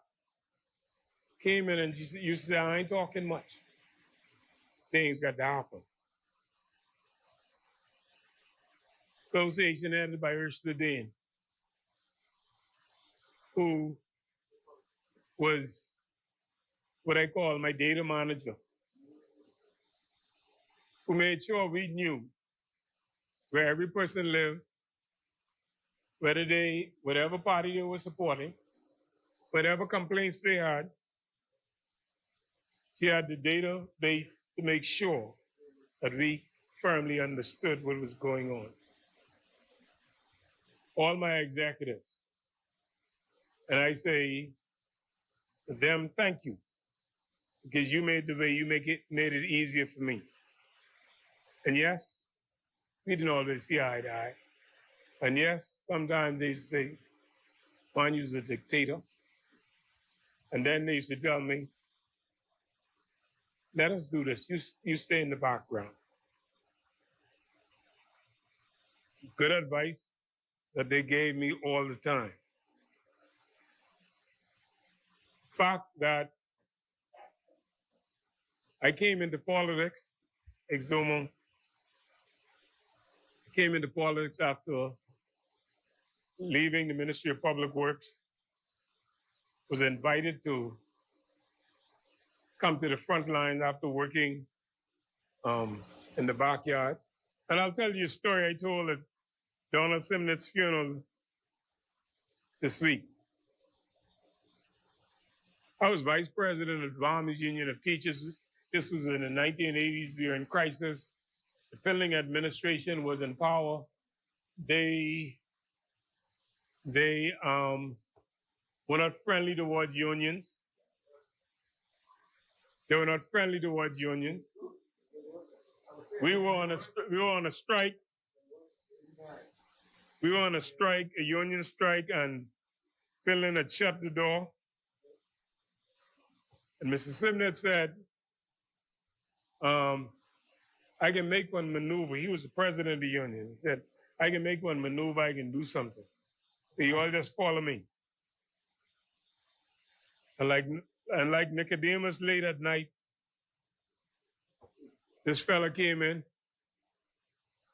told us to write down all of our concerns and write down the things we thought we could live with. We did. He took our paper. He went out. 1 week later, he came back, and he came with a list of things from the man he spoke to. And we told him we couldn't live with that. He got to go back. He got to do better. We at the time called ourselves the New Force. So he went back to Mr. Finland, and he said, them boys ain't budging. Them boys ain't budging. You got to fix this. And subsequently, he came back with a proposal that we could agree with, and the strike ended. Strike ended. 2 years later, Farmers Union of Teachers thought that this fella did a wonderful job. So the leadership of the Farmers Union of Teachers, I believe, since Donald is dead, I told his friends I could talk, but he told me then that we got to support this man. And I supported Mr. Hubert Ingram from that day. And so when he became prime minister, since he knew all of our demands and knew what we were seeking, at that point, I thought my work in the union is done. And he invited me to go into the road traffic department to assist him in doing some things. And so I always thank the former prime minister for reaching down and pulling me up.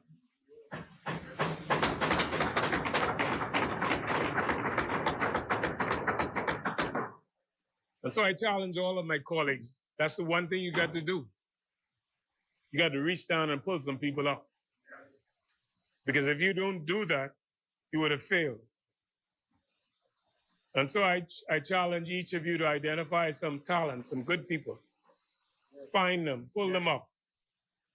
You know, I tell my staff all the time, I come out of the union, I believe in processes and how things should work. But when you see talent, you got to take the exception. You got to move the talent. You got to move the talent because it's the next generation that's going to take care of you when you get an issue.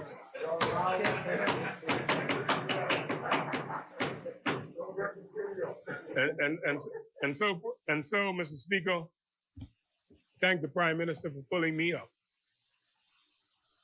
been encouraging me to be in this space. I know that I've done the work. I know he's a hard taskmaster, he can't be satisfied, but I understand that. I understand that. But I commend all of you who've come to the forefront because it's tough and it's harder now. Social media wasn't alive when I first started this cycle of politics. Everything you do and many things you don't do gets in the social media. And what could you do? If you seek to defend it, you create another story. If you're silent, you just get killed. I just urge my colleagues to understand that the era we are living in, that's what we are doing. And so we may have to take some steps. I want to commend each one of you for your support, the fact that I could call on you on a daily basis to get things done. I hope I've delivered for you as well. And I want to thank the Bahamian people of Garden Hills, for putting in me and giving me this chance.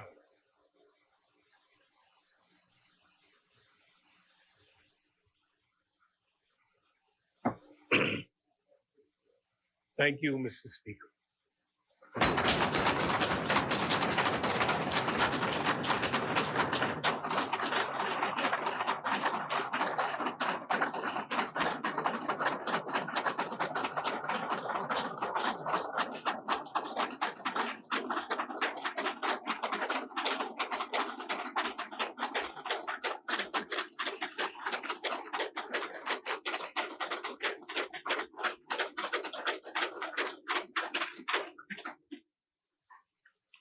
Thank you, Honorable Member.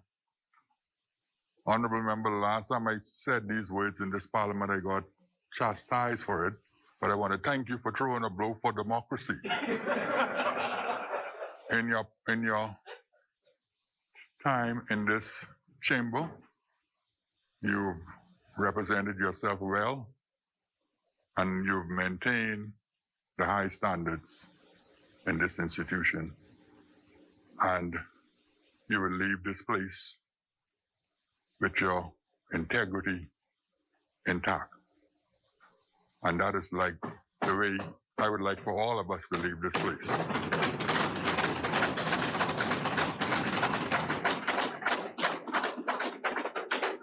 Now, having said that, you raised the issue of social media. And social media, in my estimation, is a double-edged sword. Because like you said, things that you may have done and many things that you would not have done may appear in social media. But we, as honorable members in this place, have got to maintain the standard and ensure that we are not the initiators of some of those things that we see and hear in social media. Because I am aware, and information has reached me, that some of the media stories that I have received and some that have went out about me were initiated by some of you. And some stories that have gone out on other members in this place have been initiated internally. And that is disgraceful, in my estimation, for any member of this chamber to engage in such activities. Now, I don't want to have to name anyone, but believe me, I was on the verge of doing so on a number of occasions. But I don't believe that it would be in the best interest of this institution or the members who have been identified to me. So my brother, honorable member for Garden Hills. I'm so grateful that you have risen above the fray and have not been identified in any such type of activities, at least during the time that I was speaker. And so I want to commend you for that.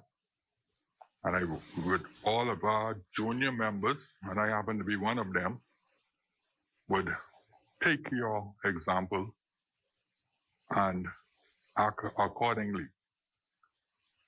As many?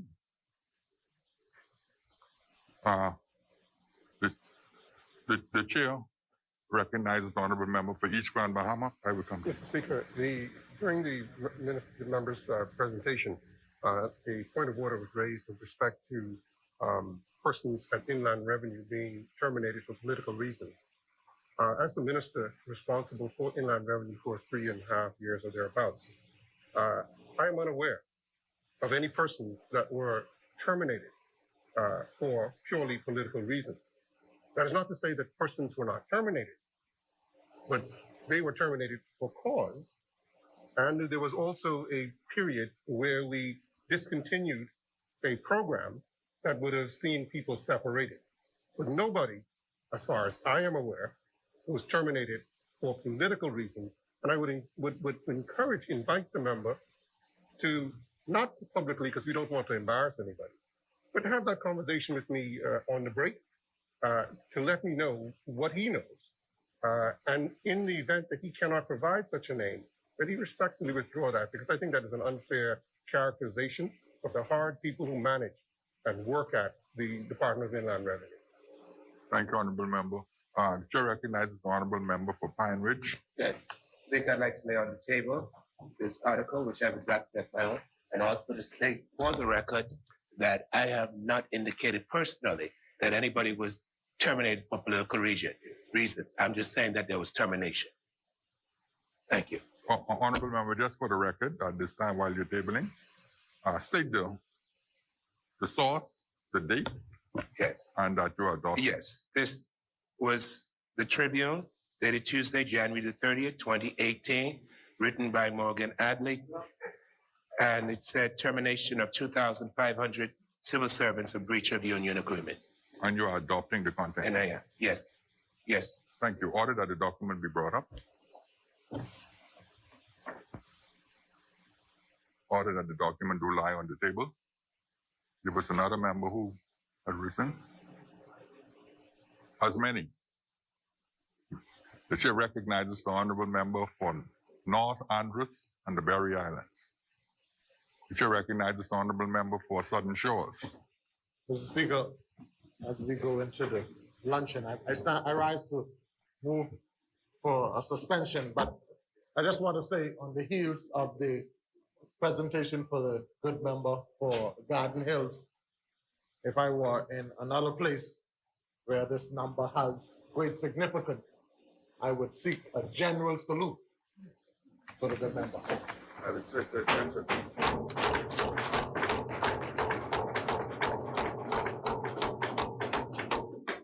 Mr. Speaker, I move that the business of the House suspends for the luncheon break and to return sharply at 3 p.m. Second. Honorable members, it has been moved and seconded that the business of this House suspend for the luncheon break until 3 p.m. this afternoon. As many members that are in favor remain seated, those who oppose will stand. The business of this House stands suspended until 3 p.m. this afternoon.